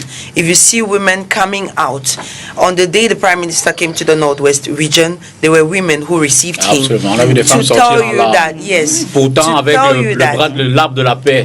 The boys have taken to the bush. The men have taken their own direction. The women are for non-violent actions. So they came out with their placards. All they had was their tears and their placards, which read, "They are tired of the killings. The boys who are dying are children who are put to birth by women. The soldiers who are being killed are children who are put to birth by women. All the males who are dying, whoever is dying, was brought to earth by a woman." The women are not just in the farm. The women are not just in their parlors or in their living rooms. They are out there and they are equally crying and saying, if you see me today in the studios rather of STV, you should know that not only our mothers like Ma Alice, not only our mothers can come out here and say something. I am equally a mother. And I'm urging all young girls out there to know that this crisis may have touched on some people today. You don't know whom it will touch tomorrow. Before it was in the far north region. We didn't know that it was going to come too soon to the Northwest region. And today we're crying of a child who was shot 4 months. We're crying of another head of who? We don't know the head of the person yet, as at the time I arrived, Douala. But the head was dumped at Mobimkwen. Many more heads were dumped before today. Where are we heading to? The women are therefore saying that it is time for us, for everybody to put down their weapons. We're not talking just about the boys. We're not talking just about the military. I say everybody should put down their weapons and let us sit on the dialogue table like we are sitting. Everything should be brought on the table because many more people are going to die. Don't put anything under the table. If you want to refuse anything, refuse it on the table. Don't put things beneath the table and you say that you want this, you don't want this. What you don't want is what B wants. So let's all put those things aside and you know, let women are already showing it. If you saw the majority of those who came out on the day of the Prime Minister's visit, they were young girls. They came out, they left their business places and they came out to tell the Prime Minister that these things are happening. People may come and tell you that the things are not happening, but really they are happening. I remember when I went to Yaoundé some time back, back and I told the Minister of Territorial Administration that I've come for a project because there is problem in the Northwest region. He told me everything is fine in the region. Everything is coming back to normal. I was so heartbroken and I went back to the region. It's painful when you see a situation and someone else who does not witness that situation comes to tell you that everything is okay. But I want to say that we, the women, are up and we are ready for our non-violent action to see that peace returns to the Northwest and Southwest regions. Alors Bergeline, avec vous on va peut-être évoquer le rôle que peut jouer la femme aujourd'hui dans ce contexte. Je veux dire, quel est le mot qui n'a pas été dit, qui devrait être dit par la femme? D'ailleurs, on dit de la femme que c'est elle qui gouverne. Si tant il est vrai que le soir, sur l'oreiller, c'est elle qui sait mettre la décision dans l'oreille des hommes. Je ne fais pas de confidence. Que doivent encore faire les femmes que n'ont pu faire les hommes pour que vraiment on puisse... Pour ce qui est des femmes, elles vont faire ce qu'elles ont toujours fait. C'est pas aujourd'hui seulement que les femmes sont prises dans de telles batailles. On a Madame Henriette a parlé déjà de l'année 31, en 1931, quand les femmes se sont levées. Donc ceci, c'est pour dire qu'on a un long parcours historique. Les femmes ont un long parcours historique où elles se sont toujours mises debout quand le pays, quand le Cameroun est en danger. Donc c'est pas, il n'y a rien de nouveau qu'elles vont dire aujourd'hui que ce qu'elles ont toujours fait. Et ce qu'elles ont toujours fait, c'est il y a un mot qui est très galvaudé aujourd'hui, c'est parler de paix. Donc, l'ultime but, l'ultime action des femmes a été toujours de ramener la paix, de rechercher la justice, de rechercher, je vais ajouter la liberté et autres. Donc, les femmes ne vont faire que ce qu'elles ont toujours fait. Et ce qu'elles ont toujours fait, c'est de se mettre debout. Et comme on dit les autres dames, c'est de se lever pour une fois en ce moment crucial. Parce que nous sommes à une période de charnière de notre pays. Les hommes ont décidé de prendre les armes. Et il demeure que les femmes sont celles qui n'ont pas d'armes, donc obligées d'œuvrer, d'agir pour amener la paix. Donc nous sommes debout. Vous n'avez qu'à voir nos mamans, il est 22h, nous sommes debout. Comme ces femmes dans le nord-ouest, dans le sud-ouest, qui sont debout parce que il n'y a plus d'hommes, elles sont obligées de se tenir pour que la société tienne. Je ne vais pas vous dire que c'est elles qui enterrent. Je ne vais pas vous dire que c'est elles sous les balles avec les menaces qui essayent de rassembler ce qui reste de la famille et de maintenir le socle familial et même et partant les cultures. Donc nous avons été toujours présentes. Je ne vais pas faire l'économie de vous parler de l'UDFEC, de la période de l'UDFEC pendant la lutte pour les indépendances. Je ne vais pas éviter de parler des femmes des femmes Anlou dans le com, les femmes Anlou qui étaient toute cette organisation qui a refusé, quand on a voulu bouleverser leur société, elles se sont levées pour dire non, ça ne va pas se passer ainsi. Et durant des années, elles se sont mis en face de l'oppresseur qui était en même temps le colon et même les hommes de leur communauté. Donc les femmes continuent ce qui est leur travail, ce qui a été toujours leur travail. Et ce que nous faisons aujourd'hui, si nous sommes aujourd'hui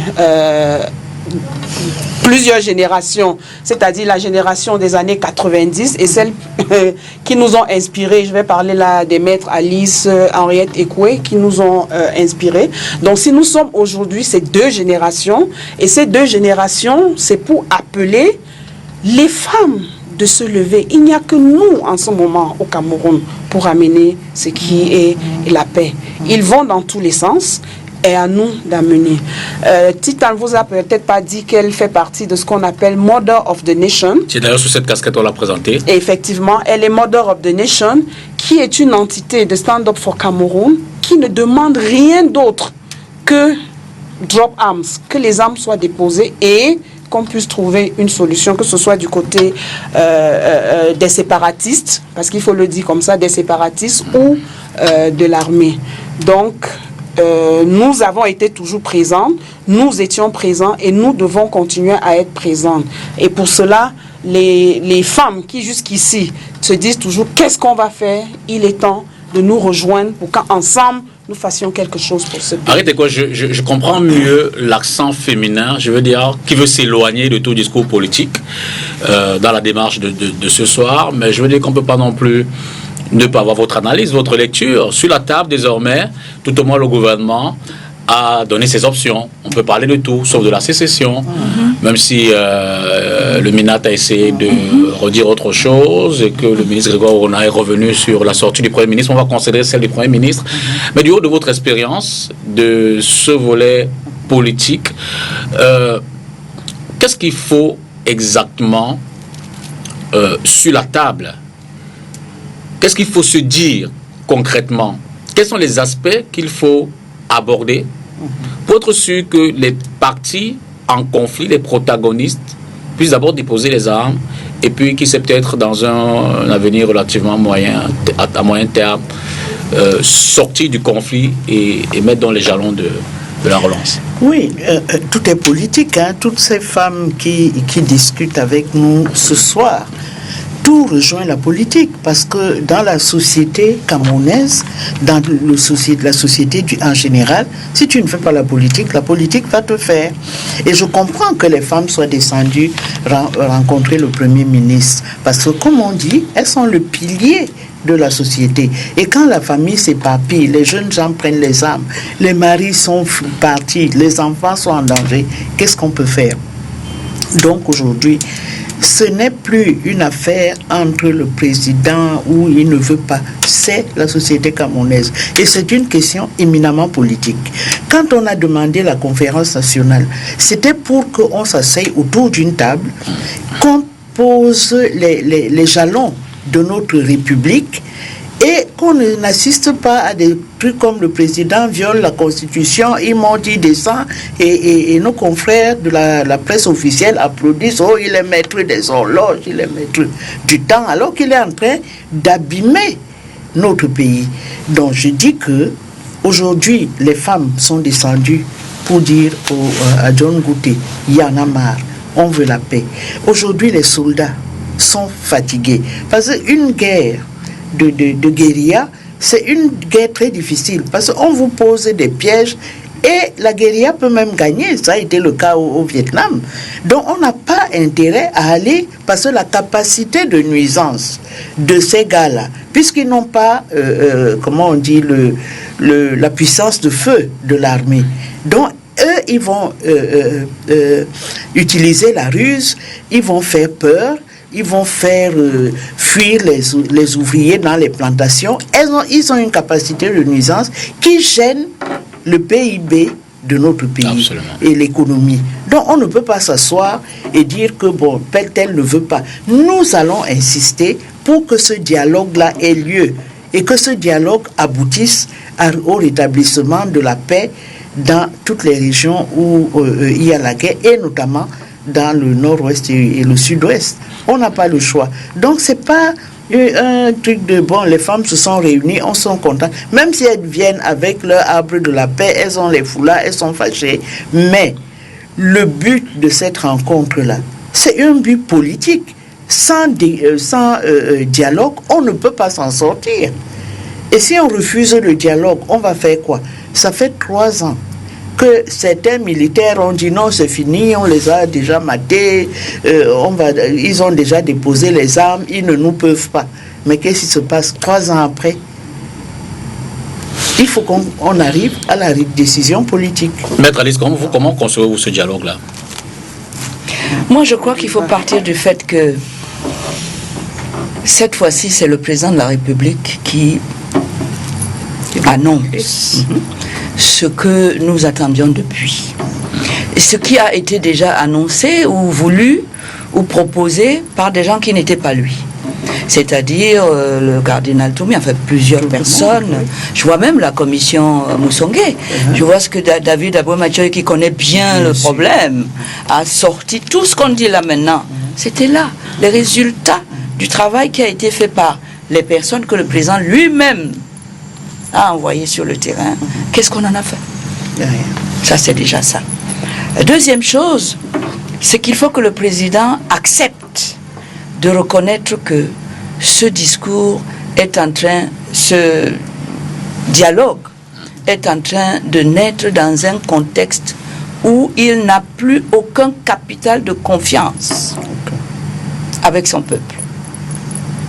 Ce capital de confiance a été complètement absorbé par la grosse déception que tout le Cameroun a eue à partir de la CAN.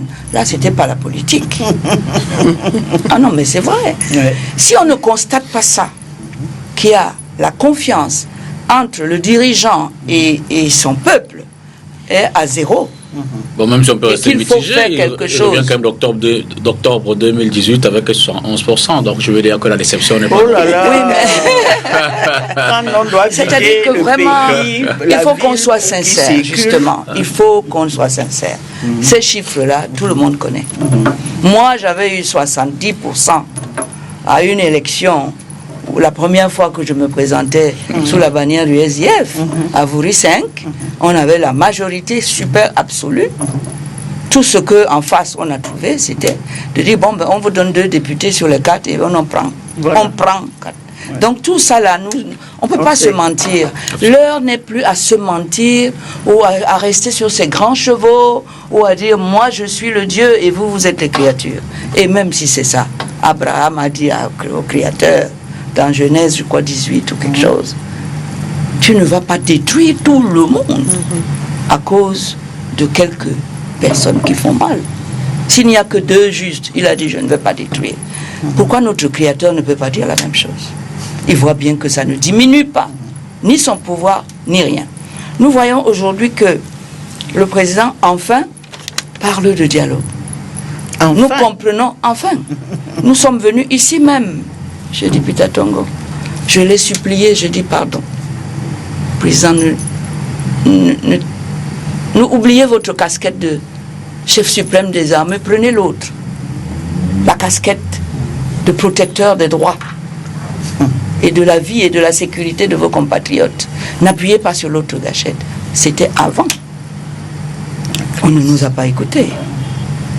Et moyennant quoi, on a raté les rails d'une économie de cette guerre qui, au lieu que l'argent serve, on avait tout le monde, voilà, c'est quoi. Nous sommes à un tournant extrêmement important de ce qu'on a toujours tous souhaité, sauf le président.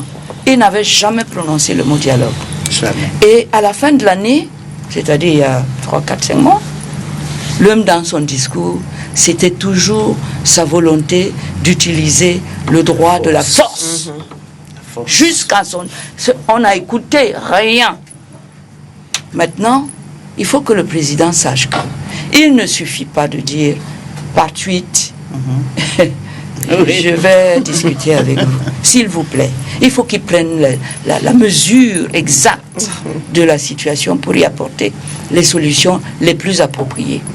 La première, c'est que c'est lui qui doit d'abord marquer l'acte de confiance nécessaire. C'est lui qui a ordonné qu'on tire en tant que chef suprême des armées. C'est pas moi. Les militaires n'avaient pas le choix, ils tirent. Est-ce qu'ils étaient même contents? Je ne pense pas. Aujourd'hui, il faut calmer les cœurs par des gestes forts. Ce que je supplie le président de faire en tant que notre créateur, c'est de protéger nos vies et de dire il y a eu suffisamment de citernes de sang versées. Et que comme il le dit lui-même, nous sommes tous des compatriotes. Le pays nous appartient à tous. Sauf que il ne veut pas nous convaincre de ce que rechercher aujourd'hui un dialogue, ce ne sont pas des mots, ce sont des comportements, ce sont des actes qu'il faut poser. Le Premier ministre a peut-être empiété le pas. Non. Le président aurait dû lui-même Il n'a besoin de personne. Il faut pour ça. qu'il parle. Ni de premier, mais même pas parler. Commencer à libérer les prisonniers. Ouais. Alors, Il n'a besoin de personne pour ça. ouais. Ça ne coûte même pas cher. Ça ne coûte pas qu'on donne de l'argent pour que le Premier ministre aille dépenser là-bas. Rien. Des gestes simples, mais forts, significatifs, qui ne peuvent émaner que de lui pour commencer à titiller un petit peu la confiance et la faire revenir. Sans cette confiance-là, on va toujours le soupçonner. Mais oui, Alors, il n'y aura rien. Y a-t-il un discours précis que les dames du Nord-Ouest et du Sud-Ouest attendent? Y a-t-il un message particulier qu'elles espèrent? Non. non, Bergeline. Come again, Peter. Y a-t-il un message précis que vous attendez, peut-être pour embrayer le pas vers le dialogue aussi? I think that what we were waiting for was not for the Prime Minister to come to the Northwest region. What we were waiting for was for the President to first of all liberate those he has in captive, because the Prime Minister came and told us that he was looking for people to dialogue with. And I think that Mr. Biya has the people he has to dialogue with. Now, it has come a time in Cameroon when we will not be afraid any longer to say the things that we want to say. Like now, we have spoken with these boys. Like I said to the Prime Minister, they are boys who left homes and went to the bushes. They are not coming from elsewhere. They are not coming from a different planet. These are our brothers and sisters, because there are girls in their midst who left home because they were disgruntled and got into the bushes. And I said again that these boys can be spoken to. I have been down on the field. I have been to the bushes. I have spoken with some of them. This is their take. Their president cannot be in captive and you're telling them to put down their guns while your own people are holding their guns. Now, what we wanted to hear in the Northwest region was not Mr. Dion Gute to be there, but to tell us that they have released those people. And now I know that when they release them, they want that the tag of terrorism be removed of them. But sure, it should be removed, because he said earlier that he cannot, they are terrorists, he cannot dialogue with terrorists. And there is a time now that we need to talk with those terrorists. What are we going to do? We need to talk. So first, we wanted that the president should free those in detention, Siseko and his NERA team. And those are the people who can pave the way for dialogue. Believe you me that we will sing this dialogue and sing it again and again. It will not happen if those people are still in there. No. There is no way those boys can put down their guns. And when you dialogue with them, you know that these are not boys who are mad. They are boys who are talking from a reasoning point. So that's the message we wanted to get. First, if I can make a plea, let the President of the Republic free Siseko Ayok Tabe and the NERA members. And when they are freed, they will come. I know that they will be coming on the basis of independence, but I still want to tell them that if you aim for the sun and the sun becomes too hot, land on the moon. Ben là, vous semblez dire bon, dans tous les cas, nous sommes dans une phase de dialogue, de détente. Donc, chacun explore ses voies. Bergeline, là, on a parlé aux femmes du Nord-Ouest et du Sud-Ouest. Le reste de la République, les autres femmes, je veux dire qu'il y a des zones où le conflit n'est pas aussi ressenti qu'à cet endroit. Peut-être ici à Douala on le ressent parce qu'il y a des gens qui de plus en plus se déplacés nous rejoignent et qui le vivent. Mais il y a des coins où plus on s'en éloigne, moins on ressent le conflit, moins on a l'impression qu'on n'est pas impliqué. Ces femmes-là, qu'est-ce qu'on peut leur dire ? Et les autres aussi d'ailleurs qui sont dans les autres zones de conflit. Comment est-ce qu'elles peuvent apporter, comment est-ce qu'elles peuvent porter leur voix à ce conflit pour contribuer à peser les tensions et trouver des solutions de sortie? Dipita, si on considère votre question comme telle, il me sera très difficile de répondre parce que si le Nord-Ouest et le Sud-Ouest sont en conflit, ça ne veut pas dire que tout le reste du Cameroun vit décemment ou est dans une situation envieuse. qui méritent qu'elles aussi, elles puissent s'apitoyer rien que sur le Nord-Ouest, ou que ce soit le Nord-Ouest qui soit leur préoccupation. C'est vrai, le sang coule dans le Nord-Ouest, c'est vrai. Les gens meurent tous les jours, on peut tirer sur des enfants à Mouyouka pendant que le Premier ministre se balade, nous prononçons le mot dialogue comme si on découvrait ce mot. C'est vrai qu'il peut y avoir tout ça, mais nous sommes dans un pays à la limite qui est sinistré. On a le nord-ouest et le sud-ouest, mais on a l'extrême nord. Comment vit la femme de l'extrême nord? Comment vivent ces femmes, elles aussi, qui ont abandonné leur village, qui ont été obligées de laisser son village, qui se retrouvent IDPs aussi dans d'autres familles et dans des camps de réfugiés? Comment vit celle de l'Adamawa? Comment vit celle du Nord qui subissent justement toutes ces incursions de Boko Haram, qui subissent tous ces enlèvements? Vous savez, c'était même chose curieuse que ce soit l'administration dans l'Adamawa qui nous donne les chiffres en termes de milliards des enlèvements qui se passent dans l'Adamawa. Est-ce que la femme dans cette région, si elle est préoccupée par le Nord-Ouest, est-ce que sa situation est pour autant meilleure? Je vais revenir à nous, à l'ouest, que ce soit à l'ouest, que ce soit dans le centre. À l'ouest, ils ont eu les incursions des séparatistes. Dans le littoral, nous avons eu des incursions. On a des villages ici dans le littoral qui ne fonctionnent plus parce que c'était... les séparatistes venaient tous les jours, tout le temps se ravitailler, et du coup, les villages se sont vidés. Au-delà de toute cette crise sécuritaire qui touche 8 sur 10 de nos régions, c'est dit, la situation de la femme dans tout ça n'est déjà pas à envier. Donc, au-delà de cette situation de sécurité, nous n'avons pas d'eau, nous n'avons pas d'électricité. Qu'en est-il de l'école? Qu'est-ce qui s'est passé autour du bac où on programme les examens des jours qui doivent être fermés dans un gouvernement qui vient nous parler de dialogue? Quel dialogue? Quel est ce dialogue dont on parle sans mettre le cadre? On vient prononcer le mot dialogue. Je veux dire qu'il faut déjà prendre la main tendue, non? Monsieur on a l'impression que cette main est encore Monsieur Dipita, Dipita, nous ne sommes pas le premier pays en conflit en Afrique ou dans le monde. Et on a des expériences et on sait comment ces conflits se résolvent. C'est pas en prononçant le mot dialogue qu'on résout un conflit. C'est en voulant résoudre ce dialogue. Et dans le cas d'espèce, dans le cas qui est du Cameroun, nos aînés ici n'ont peut-être parce qu'elles n'étaient pas encore arrivés à leur conclusion. C'est pas avec ce gouvernement. C'est pas avec ce gouvernement qu'on peut avoir ce dialogue. Non, on peut. Pas du tout. C'est pas avec eux. C'est pas avec eux parce que le gouvernement parce que toute la société camerounaise s'est levée. Les religieux, les femmes, la société civile, les politiques, le Camerounais lambda s'est mis debout quand il le fallait pour demander le dialogue. Ils ont joué à la sourde oreille. Ils ont mal géré cette crise. Et aujourd'hui, où ça devient, où tout est en train de nous échapper, que ce soit eux ou nous, on parle de dialogue. Est-ce que quand on parle de dialogue, c'est un mot? Non, du tout. C'est pas un pays, c'est pas un mot.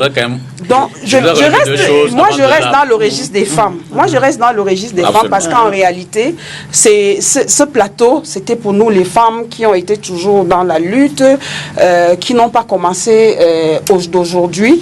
Et ici, il est important de dire que nous sommes au tournant. Vraiment, nous sommes au tournant de ce pays. Et que si les femmes laissent faire, nous allons perdre ce pays. On a eu des hommes qui se sont levés, ils ont pris des armes. Les séparatistes ont pris les armes. L'armée a pris l'arme. Les séparatistes ont pris les armes. Aujourd'hui, on a des comédiens, excusez-moi de mots, qui viennent partout. On va à la paix, on veut la paix, on veut la paix. Non, c'est pas ça. C'est pas ça. Les femmes que nous sommes, qui subissons tous ces effets, nous devons nous mettre debout. Absolument. C'est tout ce qu'on demande. Oui, je voulais dire que quand on parle d'un conflit comme celui-là, c'est venu de plusieurs frustrations. Que les anglophones soient marginalisés. Vous imaginez un magistrat qui a un justiciable qui ne parle pas anglais. Lui, il est francophone. farouchement francophone, ou quand vous allez dans une administration, on va pas refaire. tout le monde... on va pas refaire l'histoire. On ne le fait pas. Ce que je suis en train de dire, de l'apaisement. On est à l'apaisement. Parce qu'il y a des contre-arguments. Si on les met sur la table maintenant, ça va faire rejaillir. Vous voyez la réaction? Ça va faire rejaillir les tensions. Même le discours que nous recevons de ce gouvernement. C'est pour ça que je dis. C'est pour ça que je dis qu'on ne va pas ressasser tout ça. Non, alors, même ce discours qui revient. Tout le monde est en perte et profit. Dipita, I talked a while ago about the other women of the arrêtez quoi d'abord, je vous en prie. Elle va terminer. Dipita fait une petite, comment on appelle ça? Ce n'est pas de la censure. Digression. Non, je veux dire que c'est une mauvaise gestion d'un problème politique. C'est clair. Elle a réagi là comme une professionnelle. Oui, non. Donc, on ne peut pas dire qu'on arrive, on demande le dialogue. Le président Biya, c'est pourquoi il y a eu des frustrations. Il est bien placé. Il est là depuis 2 ou 61. Donc, il sait quand même pourquoi il y a eu des frustrations pendant tant d'années et qu'il ne veuille pas. Alors moi, je pense qu'on est dans une situation où on ne veut pas entendre parler du dialogue, on ne veut même pas entendre parler de ce que les femmes ont fait. Parce que moi, j'ai admiré le fait que les femmes soient descendues sur le terrain pour dire, même avant John Ngouté, elles ont marché pour dire qu'on en a marre, on veut la paix. Parce qu'elles ne peuvent pas s'épanouir et c'est pour ça que les femmes se sont mises devant. Ce n'est pas par hasard. Et si les femmes se sont mises devant, c'est qu'elles tiennent. C'est les piliers de la société et ça ne marche pas. Maintenant, est-ce que le chef de l'État va écouter les femmes? Parce que la façon dont on a insulté, méprisé, piétiné ceux qui se sont levés et qui ont dit que non, il faut qu'on fasse autrement. Nous sommes aujourd'hui au carrefour avec les conséquences d'une gestion de crise qui a été vraiment très dangereuse et qui nous a conduits là. Chita. Alors, il faut que Biya parle. Let me just take over from her. He really needs to step up the game because now women are taking the role of men, digging graves. They're the ones fending for the families. They're the ones taking care of the children, you know, and these are things that their husbands would have done if they were back home, but they are in the bushes. Now, you're asking a while ago about women in the other region. When we used to come from Mother of the Nation, we used to hear our other sisters talk about lights, talk about water. And when we now presented the situation on the ground, it is amazing to know how they bore our pain. And they have come down to the field. They have seen the frustration of the people.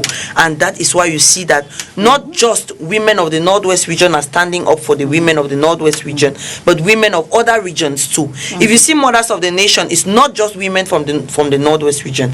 We have, it cuts across the whole country. Which means that they are equally feeling the pain that another woman is feeling, because it is at her doorstep today. You don't know what will happen to you tomorrow. In 92, it was at mine. I take the challenge to go down to the field because I feel that I have gone through that path and these people are going through it. I know the pain of that path. And I don't want it to step into another person's doorstep because it is a painful situation. People have been orphaned, I was orphaned. People have been killed, my parents were killed. People have been homeless, people go without food. We've been to Ewo. If you see the amount of people who are there, homeless, people are being put to birth in the bushes. They are being raped. Women are being battered. You know, the situation is a whole cranky one. And you don't just sit and send people to come. What's difficult in him in telling us the dialogue and working out the dialogue? We've had the Musonge Commission, we've had the Prime Minister Yang, we've had the Paul Gogo Mingo, we've had the Cardinal Tumis, we've had all of them. It's not working out. Why can he not change? Let's change the narrative and see if it will not work out. So I'm saying that the dialogue is being spoken and it's not acted. Let's change the narrative.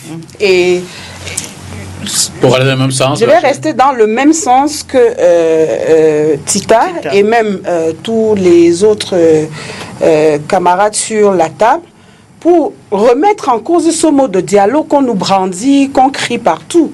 Et ça, je vais être clair en disant au Premier ministre, à son chef de l'État, au président de la République, président de notre République. Au président de la République. Vous savez que moi, je ne veux plus qu'il soit là, donc au président de la République, au président de la République, c'est de bonne guerre, que les femmes, s'il veut nous parler de dialogue, les femmes lui demandent le dialogue dans quel cadre? Quel est le cadre du dialogue?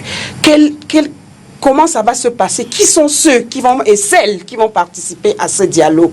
Qu'on aurait même commencé par là, que les femmes auraient pu commencer à écouter ce que disaient le Premier ministre et le chef de l'État. Mais ils ne disent rien d'autre que le mot dialogue. Dialogue, dans quel cadre? Donc nous, les femmes, nous savons qu'ils sont incapables de nous mettre ce cadre qu'il faut, sans chercher à nous flouer, parce que ça c'est leur spécialité, on le dit, on le sait. On a été longtemps floués, dont les femmes disent, on sait que vous êtes incapables de nous mener dans ce dialogue. On sait que vous mettez le dialogue sur la table, vous allez nous tromper. Donc, nous allons organiser, nous les femmes, nous allons organiser le dialogue. Et je peux vous le dire, nous l'avons commencé à petite échelle. Les dialogues entre Camerounais, from the root to the head, parce que du haut vers le bas, ça a été toujours une tromperie. Aujourd'hui, on met les Camerounais. Dialogue, vous faites comment? Vous êtes dans des quartiers.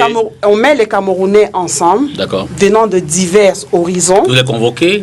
Ils sont choisis comment? Quelle est la base? Quel est le... Je veux comprendre un peu comment ça fonctionne. Effectivement, donc, il y a différentes formules. On met des Camerounais, comme je vous ai dit, venant de différents horizons qui sont... Parce que c'est tellement complexe aujourd'hui qu'on cherche à cloisonner les Camerounais dans des cadres en prenant qui pour un Bamileke, qui pour un anglophone, etc. Puisqu'on a des anglophones qui ont grandi en zone francophone, on a des francophones qui ne se reconnaissent, on a des francophones qui se reconnaissent comme natifs du nord-ouest et du sud-ouest. Donc, comme je disais, les femmes se sont engagées, notamment Mothers of the Nation, Stand Up for Cameroon, à organiser ces dialogues qui commencent vers le bas pour aller vers le haut. Et je vais encore répéter parce que du haut vers le bas, ils nous ont toujours trompés. Donc aujourd'hui, c'est les Camerounais qui discutent entre eux, qui prennent leur destin en main, se parlent pour trouver la solution à leurs problèmes. Ce ne sera pas un call, mais je vais vous demander, si vous avez 5 ou 6 propositions à faire dans le cadre de ce dialogue ou dans le cadre de la sortie de crise, que diriez-vous? Je serai violente. Non, ne soyez pas violente. Je serai violente. Vous avez demandé des Ce gouvernement doit partir.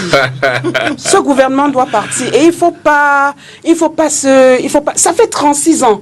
Et en 36 ans, voilà le résultat de la gouvernance de 37 ans. Voilà le résultat de la gouvernance de 37 ans. Je ne vais pas vous fâcher, mais je rappelle qu'évidemment, vous êtes du CPP.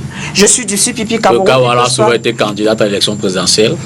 Ça n'a pas été le cas tout récemment. Évidemment que la démarche de Kawala s'est demandée au départ de Paul Biya. Oui. Contrairement aux 11% de Camerounais qu'on a pu voir en octobre dernier. Je ne suis pas sûr de ces 71%. Ah oui, d'accord. Parce que ça n'a jamais été 71%. On ne va pas refaire le débat. On ne va pas refaire le débat. Mais je dis que c'est de bonne guerre. Non, ce n'est pas de bonne guerre. Ce n'est pas de bonne guerre, dit Pita. Marchez, vous êtes journaliste.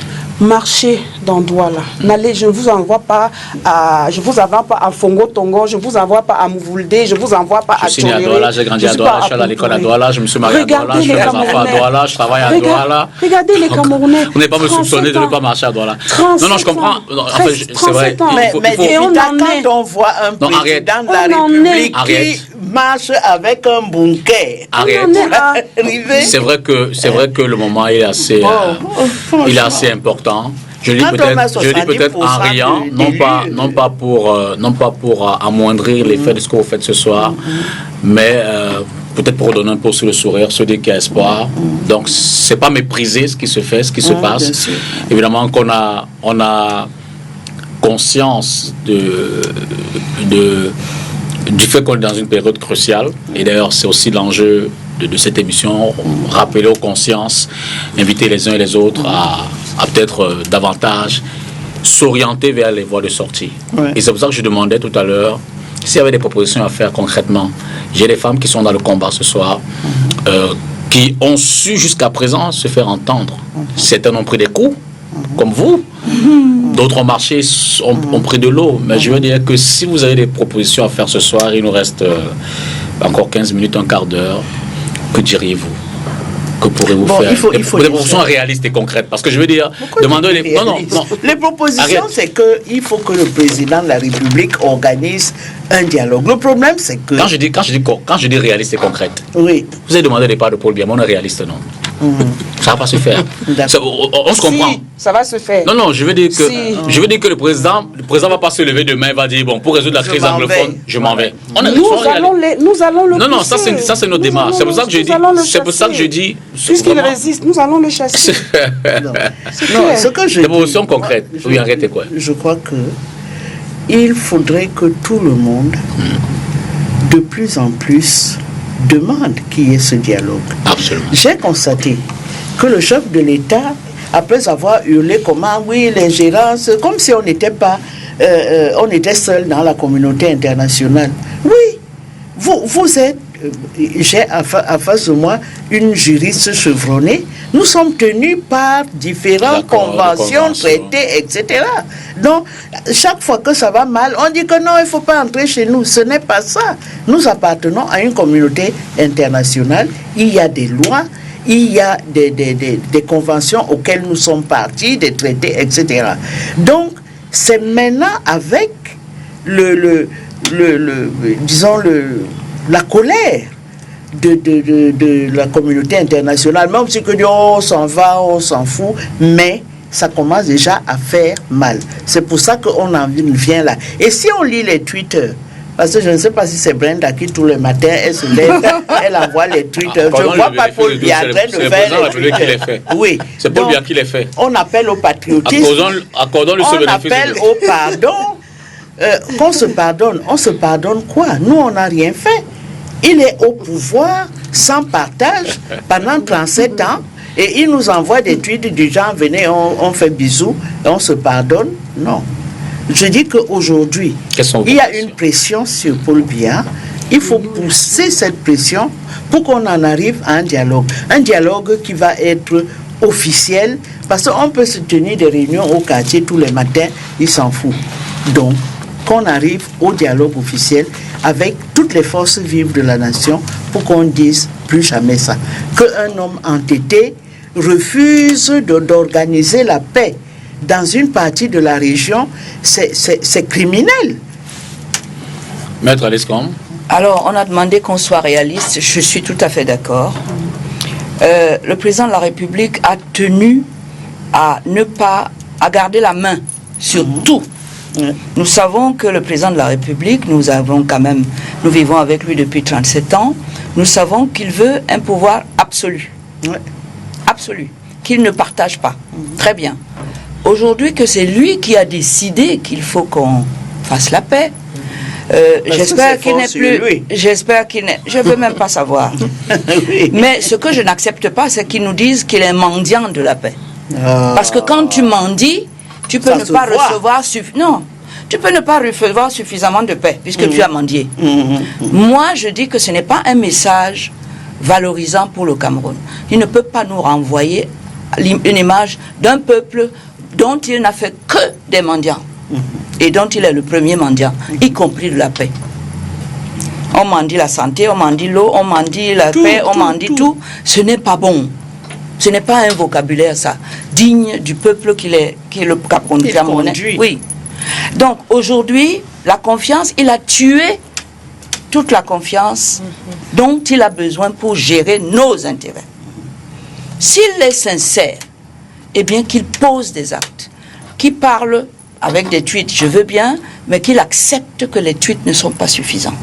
Que ces tweets, il doit les traduire dans des faits concrets pour qu'on commence à le croire.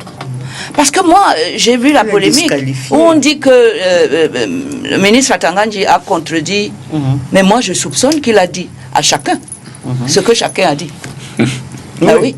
L'autre dit oui, l'autre dit non. Moi je suis sûr qu'il a dit Angoute dit ceci et il a dit à Atanga dit comme ça. Nous sommes dans le soupçon.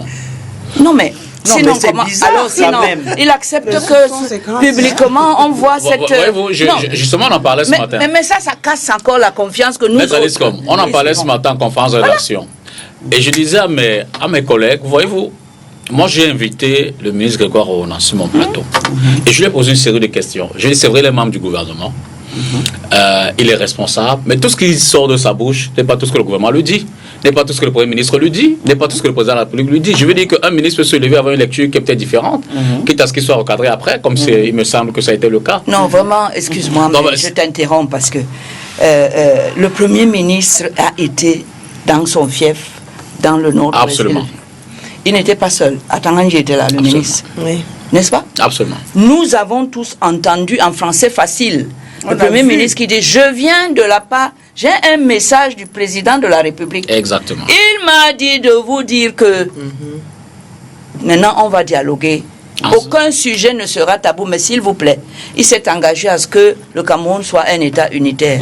Donc on ne veut pas parler de sécession. Voilà. Attends, j'étais là. Hein. Absolument. Il accompagnait. Hein. Il n'était pas seul. Tous ceux qui étaient aux alentours étaient porteurs de tenues du RDPC. Je suis d'accord. Lorsque, et hiérarchiquement, enfin, je crois que le Premier ministre, quand même, qui est le patron. Lorsque M. Atanganji va dans les médias des colons, qu'on nous reproche parfois d'emprunter, pour dire que on ne parlera pas de la forme de l'État. C'est un débat politique, il ne peut pas le dire. Vous voyez il y a une interprétation là à faire. Non. Vous voyez bien que... Nous, ça nous conforte dans l'idée que... Bon, d'accord. Là, le soupçon, je vous laisse, mais je veux dire qu'en fait, c'est pas le débat. Mais je ne soupçonne rien du tout. Si, la forme de l'État, c'est un débat politique. On ne fait pas de décentralisation. On va faire quoi alors? Ce que je relevais tout à l'heure, c'est qu'un a bien... Mais on n'est pas des idiots quand même. Quand vous nous dites des choses... Imaginez que vous parlez à des gens qui quand même enregistrent et réfléchissent. Arrêtez de nous prendre pour des imbéciles. Non, parce que dans la même semaine, bon, j'ai peut-être pris l'exemple, dans la même semaine, il y a le ministre Grégoire Orona qui était chez nos confrères de Canal 2, Canal Presse hier, c'était dimanche, dimanche avant-hier. Pour dire qu'en réalité, le ton, la parole qu'il faut retenir, c'est celle du PM. C'est lui qui nous dit ça.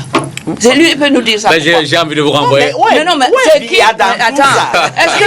Est-ce que Grégoire Orona, il n'est même pas... Il n'est même pas porte-parole du gouvernement. Mais j'ai failli vous renvoyer. Atanganji est qui dans tout ça? J'ai failli vous renvoyer la même question. Non, Atanganji, attention, il joue un rôle énorme là, le président de la République. D'abord, lui, il a accompagné le Premier ministre. Et c'est dans son village. C'est chez lui. On l'avait chassé. Alors, quand aujourd'hui, et ça ne nous amène pas à faire confiance au président Biya. Et cette confiance est indispensable pour ce qu'il veut faire à travers les tweets. Absolument. Alors, on en était aux propositions de sortie, Tita. Voilà. Okay. Puisqu'il nous reste moins de 5 minutes environ. Proposal, it will be that first, like I said earlier, let Mr. Biya, he has the people he has to dialogue with. Let him bring them out of where he has kept them. And now, withdraw his voice and the other person withdraw his own voice. Because whether we like it or not, two people are in this game. Mr. Biya and Siseko. Now, Siseko has the boys in the bushes. He has the command of those boys, and I'm serious about it. Let him bring him out, and he will talk to those boys, and they will listen. Mais c'est ce que je dis qui n'est pas camerounais. Il a dit. No, if he said that, we are now. You said that we should not go back to things that were said before. Let's stay on a plain table. Okay. Now, if he brings out those people, he will tell his boys to put down their weapons, based on what they have agreed, and let Mr. Biya withdraw his troops. And after that, the people who were at the forefront of the problem, saying there was no problem, should not be part of that dialogue. Because like Ma said, we will not even trust the dialogue again. Those people, let us have neutral parties involved on the dialogue table. And let's stop saying that we dialogue some and not dialogue some. Bring it on the table and refuse what you don't want. Don't hide some things under the table. Thank you. Merci, je crois que c'est là-dessus qu'on va... Vous voulez ajouter un dernier mot? Oui, les autres ont fait des propositions, j'ai pas fait de propositions. Et... Il n'y a pas de proposition de chassement ici. Non, je ne suis pas dans ça, je suis même au-delà de ça. Ça y est. Je suis Bergeline Domou et j'ai lu le travail d'une jeune Camerounaise qui s'appelle Ndengue, Rose Ndengue, qui a fait un travail immense sur les femmes en politique depuis les années 45 jusqu'aux années 2000. Et moi et ces femmes, je me reconnais dans ces femmes dont je fais partie d'une longue tradition de femmes qui ont lutté et qui, à chaque moment où la nation est menacée, elles se sont toujours mises debout. Donc, moi, Domou Bergeline, je me mets debout aujourd'hui pour appeler les femmes, pour inviter les Camerounaises à se mettre debout, comme l'ont fait leurs aînés, de se mettre debout pour sauver la nation. Et sauver cette nation, c'est de mettre la pression sur ce gouvernement pour qu'il quitte, pour qu'il laisse la place et que nous puissions nous réconcilier avec nous-mêmes en tant que Camerounais et rebâtir ce pays. Mettez la pression pour gagner les prochaines élections. Pas d'élections qui tiennent. Mesdames, je voudrais vraiment vous dire merci. On a choisi délibérément de vous donner la parole ce soir. Merci beaucoup. Merci beaucoup. Indépendamment de vos couleurs politiques. Merci. Le risque était grand. Je vous remercie d'avoir honoré de vos... Il n'y a pas de risque. Si le risque est grand, la contradiction, c'est également... Mais je veux dire que l'heure est quand même à cet appel. Merci que le président agisse avec des actes concrets. Que les femmes fassent entendre leur voix. Je voudrais annoncer pour jeudi Notre-Dame. Finalement, ce sera leur semaine sur cette antenne. Et bien, Janine a quelque peu dévoilé son nom, Rose Ndengue. Elle est politiste, historienne, docteur de l'Université Paris Diderot. Elle est spécialiste de l'histoire des femmes dans la sphère publique au Cameroun, entre autres œuvres. Mobilisation féminine au Cameroun français dans les années 1940-1950, l'ordre du genre et l'ordre colonial fissuré. Elle sera avec nous dans Entretien jeudi à partir de 21h. Je vous la recommande. Elle est de 84, c'est ça? On ne dévoile pas le nom d'une dame, mais je vais dire l'âge d'une dame, mais je le fais pour... Donc elle n'a connu que pour le dire. Pour vous dire un peu quelle peut être la qualité de ses recherches. Elle sera donc avec nous ici jeudi. Vous allez découvrir son visage et sa qualité bref, elle peut apporter au débat. Bonsoir à vous à la maison. Merci d'avoir été nombreux à suivre cette autre édition. Jeudi 21h entretien. Mardi prochain, carte sur table. Dimanche, 7 hebdo avec les Larènes Ganzo à partir de midi. Bonsoir.